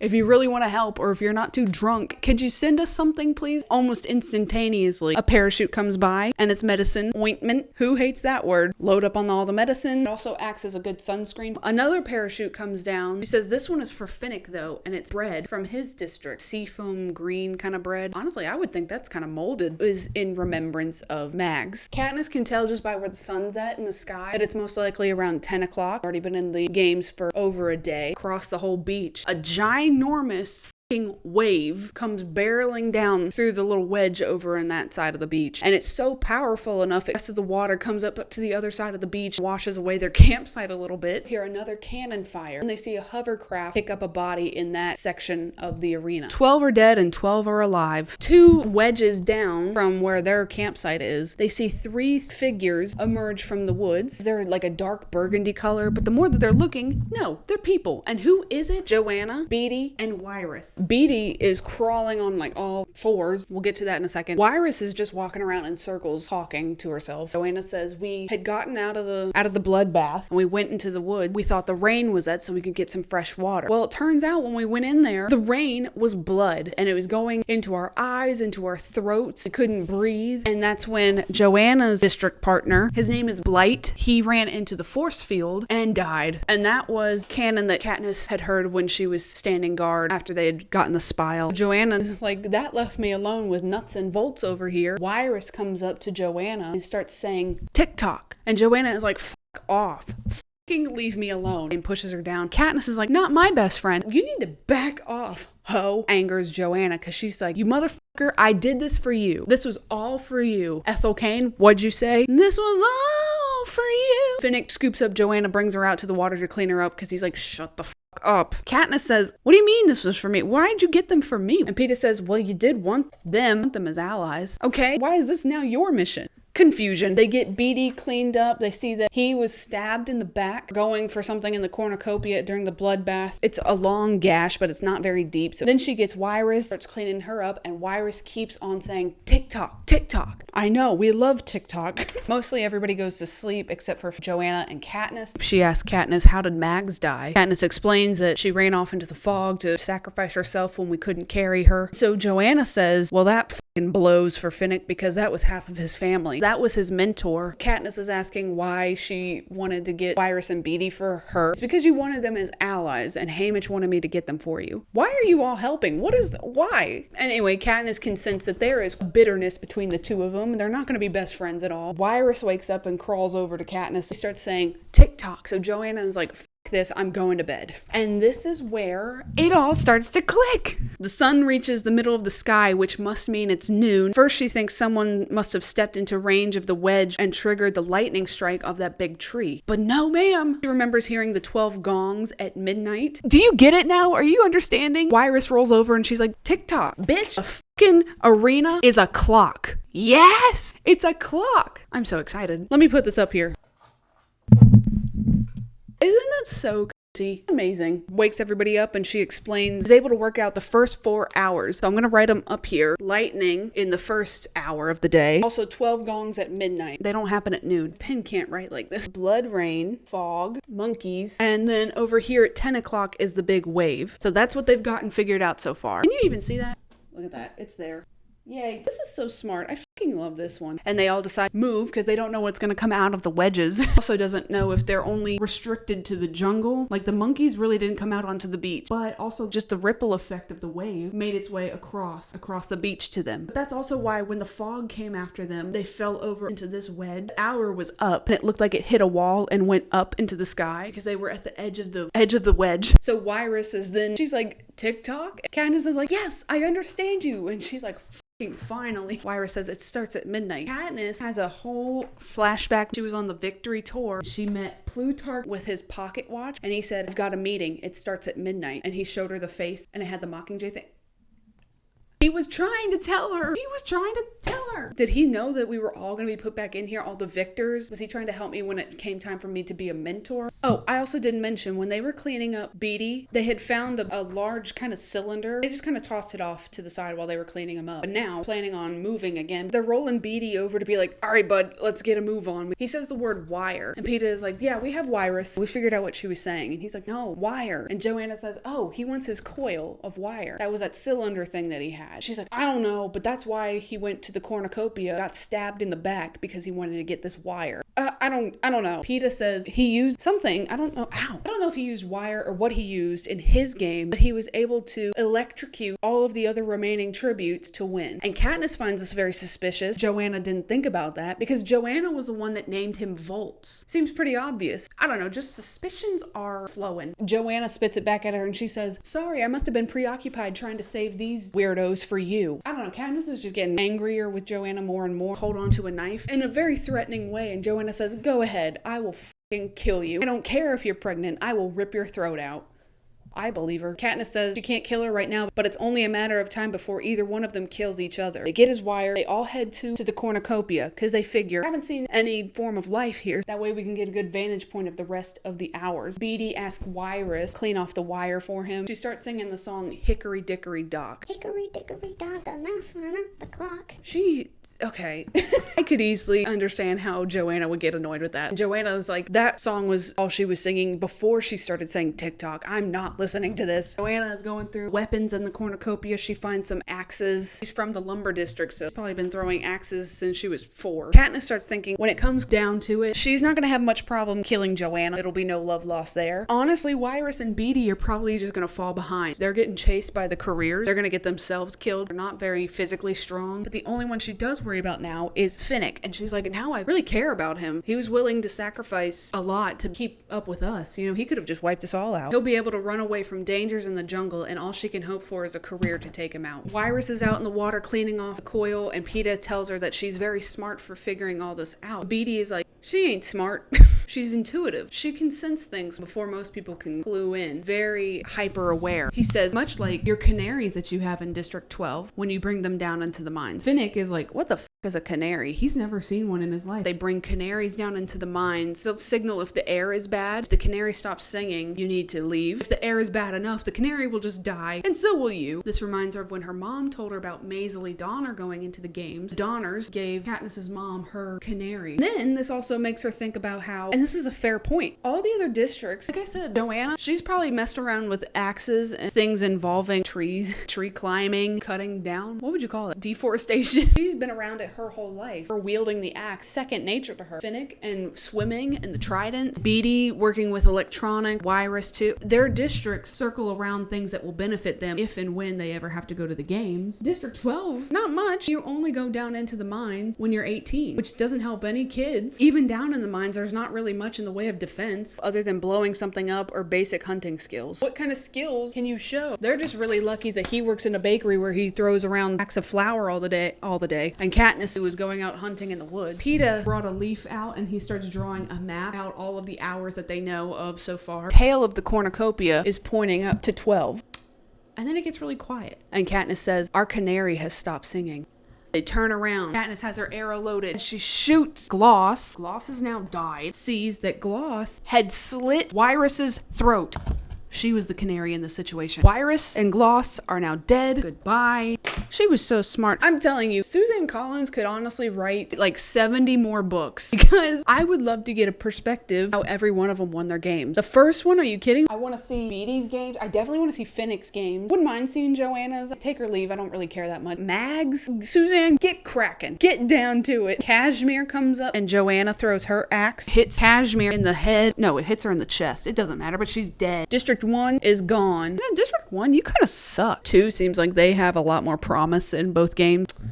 Oh, this is so sad. Oh, I gotta mark off Mag. So now we've got 1, 2, 3, 4, 5, 6, 7, 8. Oh. No, we don't. Sorry, our Morphling has died, right? Or did I f that up? Oh, shoot, I gave up something. Okay, District 5 girl was the one that died in the wave, and 8 left. And this is only day 2. Finnick is able to block Brutus's spear that is heading for Peeta. By doing that, Anabaria had thrown a knife, hits Finnick in the leg. Ouch. Anabaria and Brutus start running back towards the tree. When they do that, the whole cornucopia starts spinning around very fast. Look, I love spinny rides. I may have a bit of the tism, so sometimes I like to, what is it called, stimming? I like a good spin every now and then, but this is too much. They're trying to hold on for dear life. In the movie, it's pretty dramatic. Katniss is thrown into the water, all disoriented. In the book, it happens very quickly. It spun out really quick, and then it just stopped abruptly, and we all had to just gather ourselves. Beatty was thrown off into the water somewhere, so Finnick goes and gets him. Katniss is looking around, and she's like, where's his wire at? Well, Wirus is still holding on to it. Her body is now in the middle of the water. Katniss is running. The hovercraft, it's on its way to come get Wirus. Whatever the victor or the tribute is holding in their hands, weapon-wise, food-wise, whatever. If they're holding on to something, it'll get taken out of the arena. She swims up to Wirus. She gets the coil, and she closes her eyes and swims back. Wirus is taken out of the arena. Jesus Christ. The cornucopia has spun to hell. The tail of it is pointing, they don't even know which way. We're gonna sit and just wait. Wave comes by and we'll know that's 10 o'clock. Also, if you think about it, Beatty, Finnick, and Joanna have all lost their partners from their district. Katniss, Peeta, Anabaria, and Brutus are the only 2 left on a team. Wow, it's almost like last year. It really is. District 2 and District 12. All right, well, let's go get some water. Peeta offers to go with Finnick, but then Joanna jumps in and says, no, you need to sit out here and draw us a new map. Katniss can go, and we'll protect you out here. It's just awkward and weird. Well, why? What does it matter? Katniss follows Finnick into the jungle, find a tree, start getting the water. She starts to have a sickening feeling that everybody here, at least on their allied team, has a deal made, and it involves Peeta in some way. Everyone has a motive having to do with Peeta. Finnick going to get him from his platform in the opening of the games, saving his life after the force field, letting Mags go in order to save Peeta, blocking Brutus's spear, that little debacle they just had, Joanna not wanting to risk Peeta going into the jungle. What is going on? Why do y'all care so much about Peeta? She says, how has Haymitch convinced all of them to protect Peeta? It's because Peeta, he's able to connect with the Capitol. I wrote, Peeta knows how to talk to the public. He was able to blow all the other interviews away both years in just a few minutes. He knows how to keep the citizens of Panem in the palm of his hand. But all those thoughts are cut short because when Finnick turns around and asks Katniss for the spile, Katniss starts hearing someone scream her name. Who? Prim. What are you doing here? She gets to this clearing in the trees. She's looking up because she's like, I can't find her anywhere. She sees a Jabberjay. Jabberjays are extinct. What? She takes her arrow, shoots it. Finnick comes up to her and he's like, what is wrong with you, bestie? Finnick hears a woman screaming for him. Calls out for a woman named Annie. Katniss is chasing after him. It's just Jabberjays. They're not real. Finnick says, Jabberjays mimic. They had to get that sound from somewhere. So how did they get it?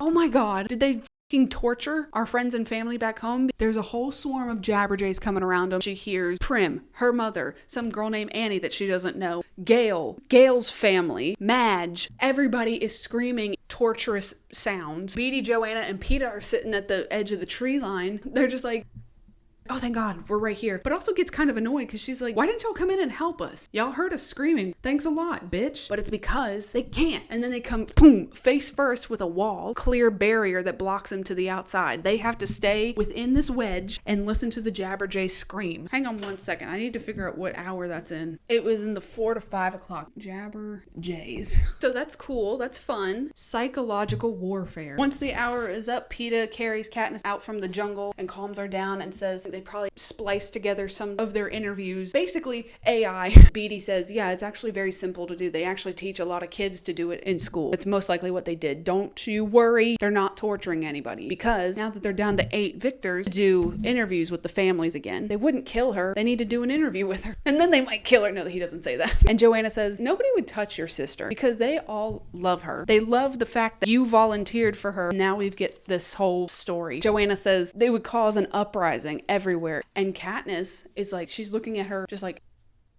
basically breaking the fourth wall, talking about the uprising. I'm gonna go get some water for us. Katniss says, I don't think you should, even though the hour is up at this point. She says, they can't hurt me anymore. There's nobody that I love left.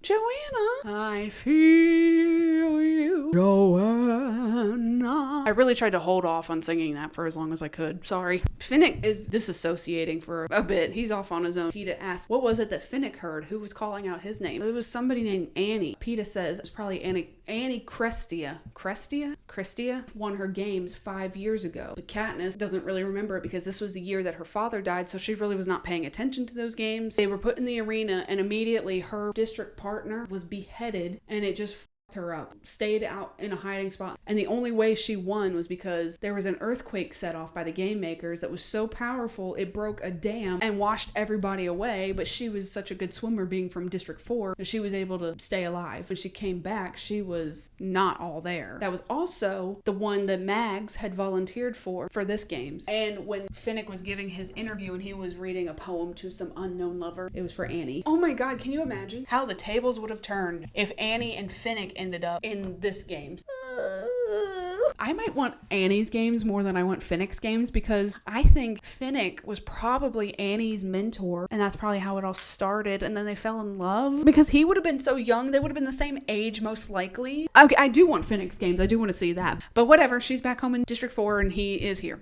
Everybody kind of regroups and they hear the cannon fire. Somebody else has died. In the 6 to 7 o'clock wedge, a hovercraft picks up several pieces of a person. It looks like they were torn to shreds. When PETA remakes his map again, in this area, he just writes the word beast because we don't really know what it is. Beast. Beast?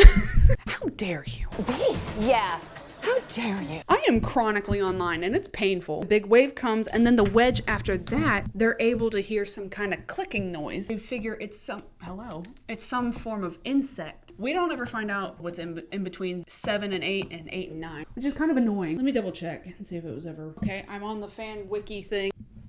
Burst of lightning from 12 to 1. 1 to 2, the blood rain. 2 to 3 is the fog. 3 to 4 is the monkeys. 4 to 5 is the jabberjays. Okay. 5 to 6, they say it's unknown, but that doesn't make any sense. Oh shit, I wrote this in the wrong spot. Hang on, I have whiteout somewhere. Okay, that didn't work. No, I had it right. What in the hell is going on? Okay, whoever's on the Hunger Games wiki, fan wiki, you're wrong. Are you sure about that? I just woke up actually, and I'm finishing up the last little bit here, so don't mind my voice. I got it wrong. If you will direct your attention to the clock. Okay, so this clock, I printed it off and it didn't have the lines, so I drew the lines on it, and I forgot to draw the line from 10 to 4. I didn't split up those wedges. God! That's why I was getting confused. Monkeys should be up between 3 and 4, and the jabberjays should be between 4 and 5. I just said it, so like me having to look at it.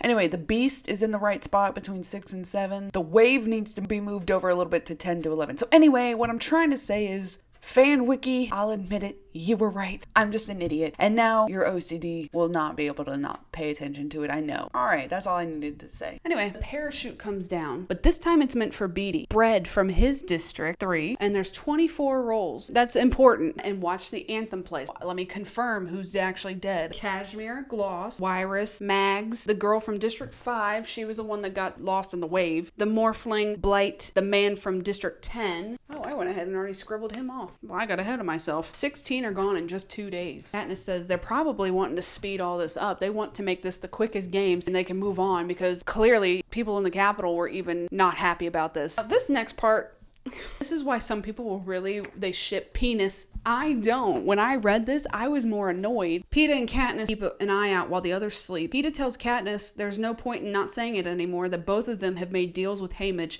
about who gets saved in these games. He says he would have no purpose if he wins and goes back without Katniss. You are my world. That's all I care about. I need you to live. You have the rest of your family, Gale. It would be harder if you didn't come home than it would be for me. I mean, I have my family and some friends. They would mourn for a bit. They would move on. Peeta, you fucking idiot. I can't speak about his mother. His mother's a bitch. We don't have any more interactions with him and his parents, so we can't really expand on what we already know. But I feel like his dad would be ruined. And he pulls out the token that Effie gave him, because remember they all got something gold. He had asked for a locket. It has pictures of Gale, her mother, and Prim, and he gives it to her.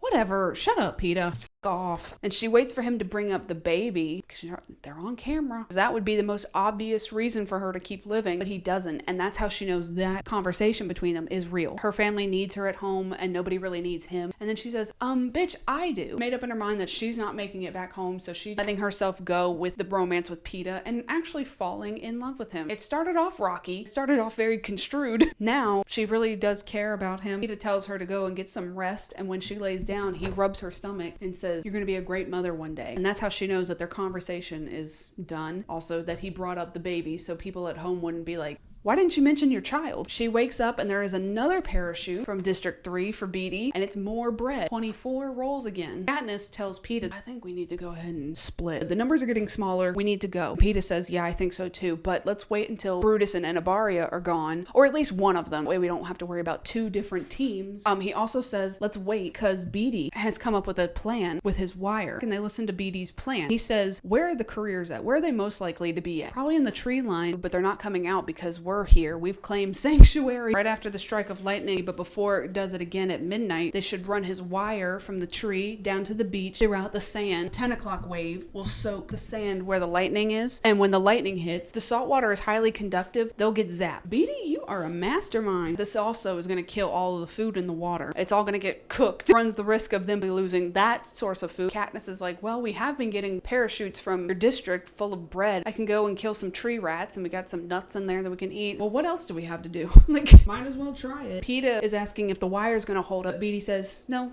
it will. Jonah's like, how do you know that? And how do we know it's not gonna burn up? And Beetee says, I designed it. I designed the wire.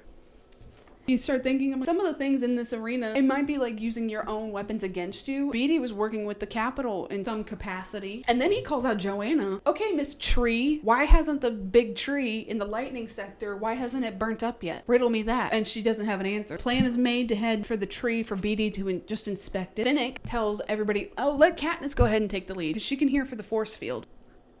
Beetee's like, what? How can you do that? Oh, it's from my ear. But he knows that she didn't say anything. He's finding the chink. So he's like, okay, word. I'll play along. Find the big tree. Wave has just hit. We need to hurry this up. You're at 10 o'clock right now, probably 10:30. They're right here. The force field creates a barrier around the backside of the tree. Beetee takes some bark off the tree and he throws it at the force field and it burns up. That's very interesting. That answers a lot of questions. And of course, everybody else is like, what questions does it answer? Now they're hearing the clicking sound from these insects heading back down to the beach. And Beetee's like, give me a moment. I need to figure this out. Finnick, Peeta, and Katniss go out into the water and get some shellfish for them to eat. Peeta's actually able to find a little pearl. He gives it to Katniss and he's joking around with Finnick and he says, if you press down on coal hard enough, you get a pearl. And they think it's funny because it's a callback to what Effie was saying in the first one. She was going around to all the people in the Capitol trying to promote them. Oh, they're my pearls, because she thought pearls came from coal. They don't. They don't even mine for diamonds in District 12. Kind of a little joke between the two of them. When they tell that to Finnick, Finnick is like, that's fucking stupid. That doesn't happen. She thanks Peeta for the pearl and kind of gives him a long look. She says, thinking about how he is her greatest opponent, only keeping her alive for his benefit. My token didn't work, did it? And she's like, oh, it worked. And he says, not in the way I wanted it to. So he knows that she is not changing her mind about getting Peeta out alive. And neither is he. My back.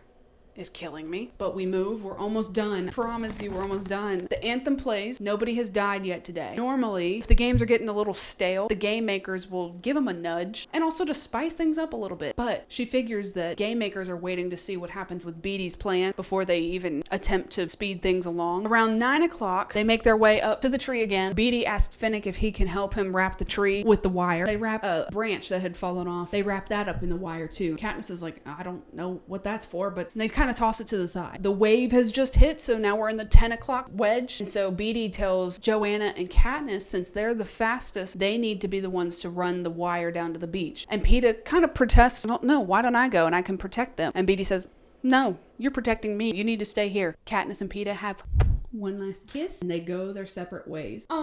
Buddy system, hello. The whole time her and Peeta have been side by side. The hour of the wave gone by and the insects have started, they're clicking and clacking. So time is moving. They gotta go. Both of them are making their way down. Making my way downtown. They're passing off the wire, but when they do, Katniss looks, the wire on the coil bunches up and around her hand. Somebody has cut the wire. Oh, the plan. What happened to the plan? She picks up her arrow when something hits her on the side of the head. For just a split second, she blacks out, rolls over. Joanna is on top of her.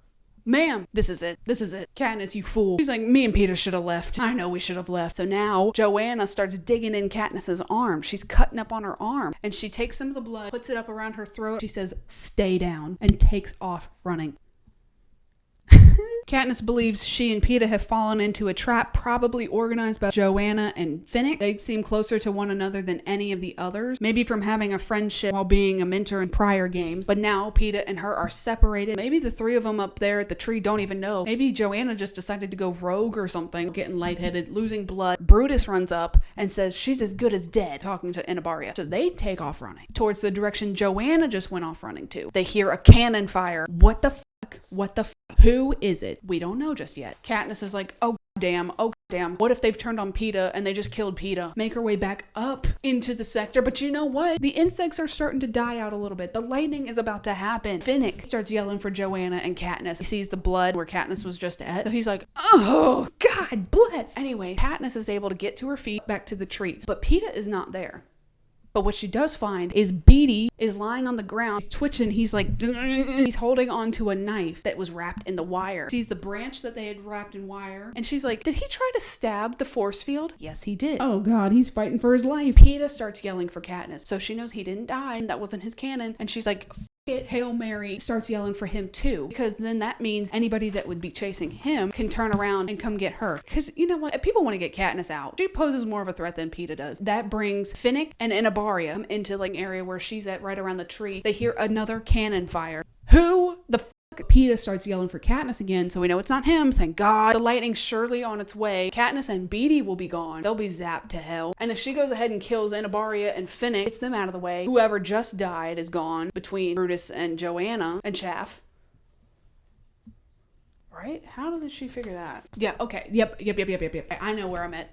I had to figure that out for a second. This whole last scene, we've had 2 people die. So if she goes ahead and kills Inabaria Finnick, her and Beatty get zapped in the lightning, it'd be between Peeta and one other person, and then he can hopefully fight him off and get out of here. Sounds like a plan, Katniss. That really does sound like a plan. Then she hears Haymitch telling her something in her mind. Remember who the enemy is. The people that put them here in this situation, that brought all of these older people back, ruined their lives, ruined their children's lives, making the district starve, giving them rotted food while they stuff their faces and throw it up to eat more. The enemy has always been the capital. So the force field that closes them in from when she shot her arrow up at it, it's blocking something on the other side. So she puts her thinking cap on. So she grabs the knife wrapped in wire and she puts it on one of her arrows. The lightning is coming any second. Shoots her arrow with a knife on it. It goes up into the sky, hits one of the ripples in the force field. Katniss has destroyed the arena.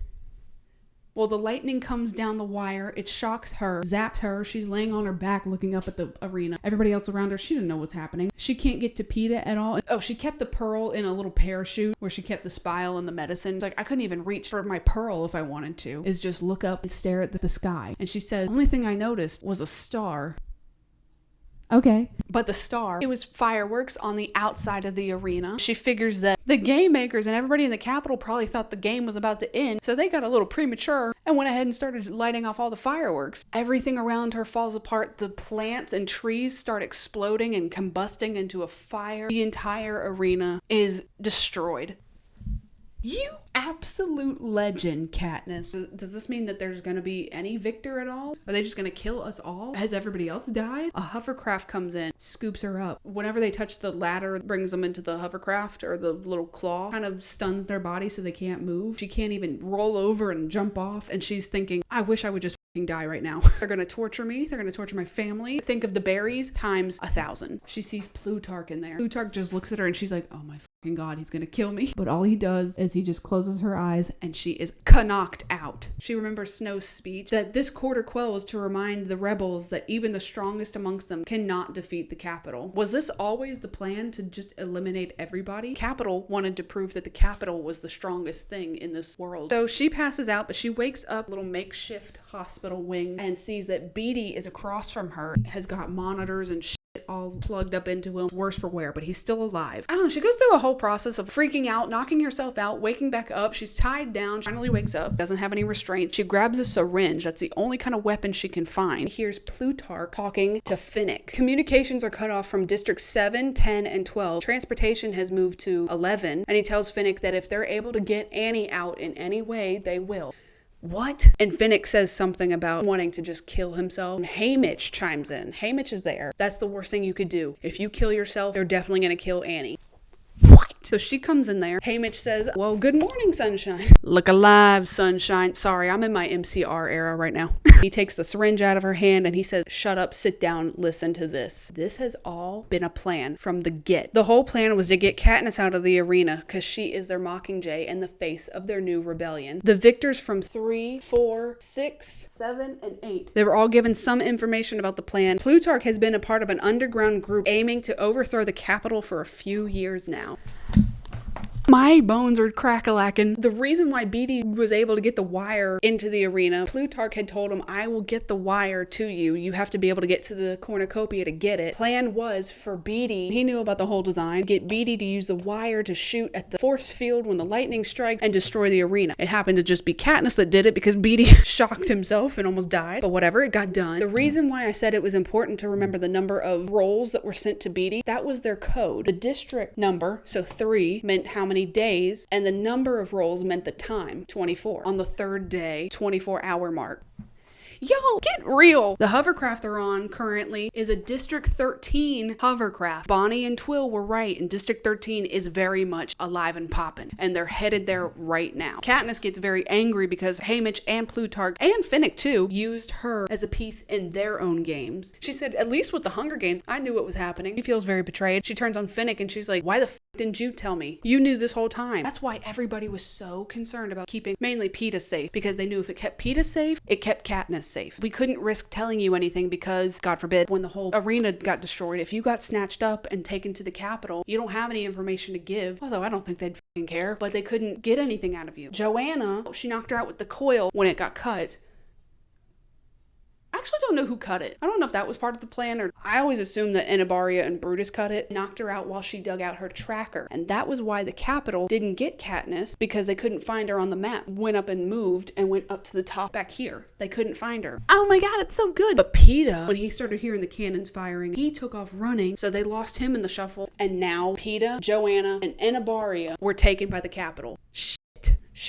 But now you know, in that first cannon fire was Chaff. He's dead. And then Brutus was the next one to die. He died. This is a fucking mess. Plutarch reminds Katniss that I tried to warn you about what the arena was going to look like when I showed you my clock. Whoa.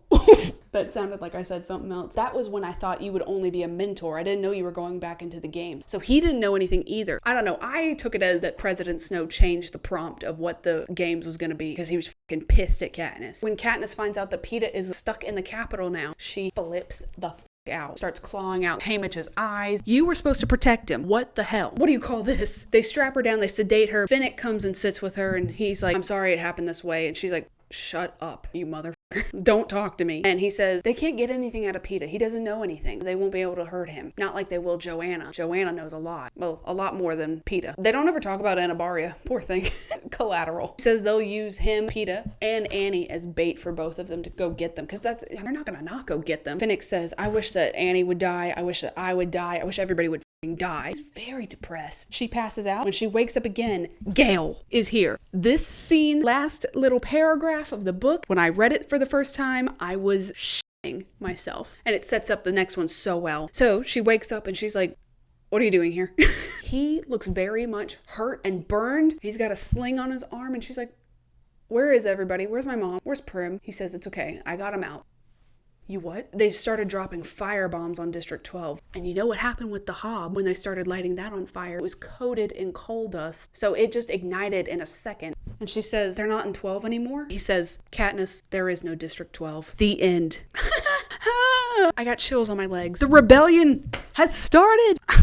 Great book, great movie. I love it. Absolutely. 5 people that made it out. And we did not get a victor. Nobody won. Still don't officially know what has happened with Cinna yet. Where is Effie? My favorite arena. I love this idea. Do wish we would have figured out what was happening in these two. All right, sweaties. Can guarantee you this is going to be closing in on 3 hours. So if you've watched the entire thing, high five. High five. Here's a forehead kiss from me to you. I'm exhausted. Next up, we're going to get into Mockingjay and we're going to close out the original trilogy. But then we got 2 more after that. So if you want to hear about that one and where do we go from here and District 13, come back. I don't know when it's going to happen. Also, I might have a little bit of a video in between this one and the third one because I am actually, not to brag or anything, I'm going to the My Chemical Romance concert in Philly. And you know I'm going to vlog it. My God.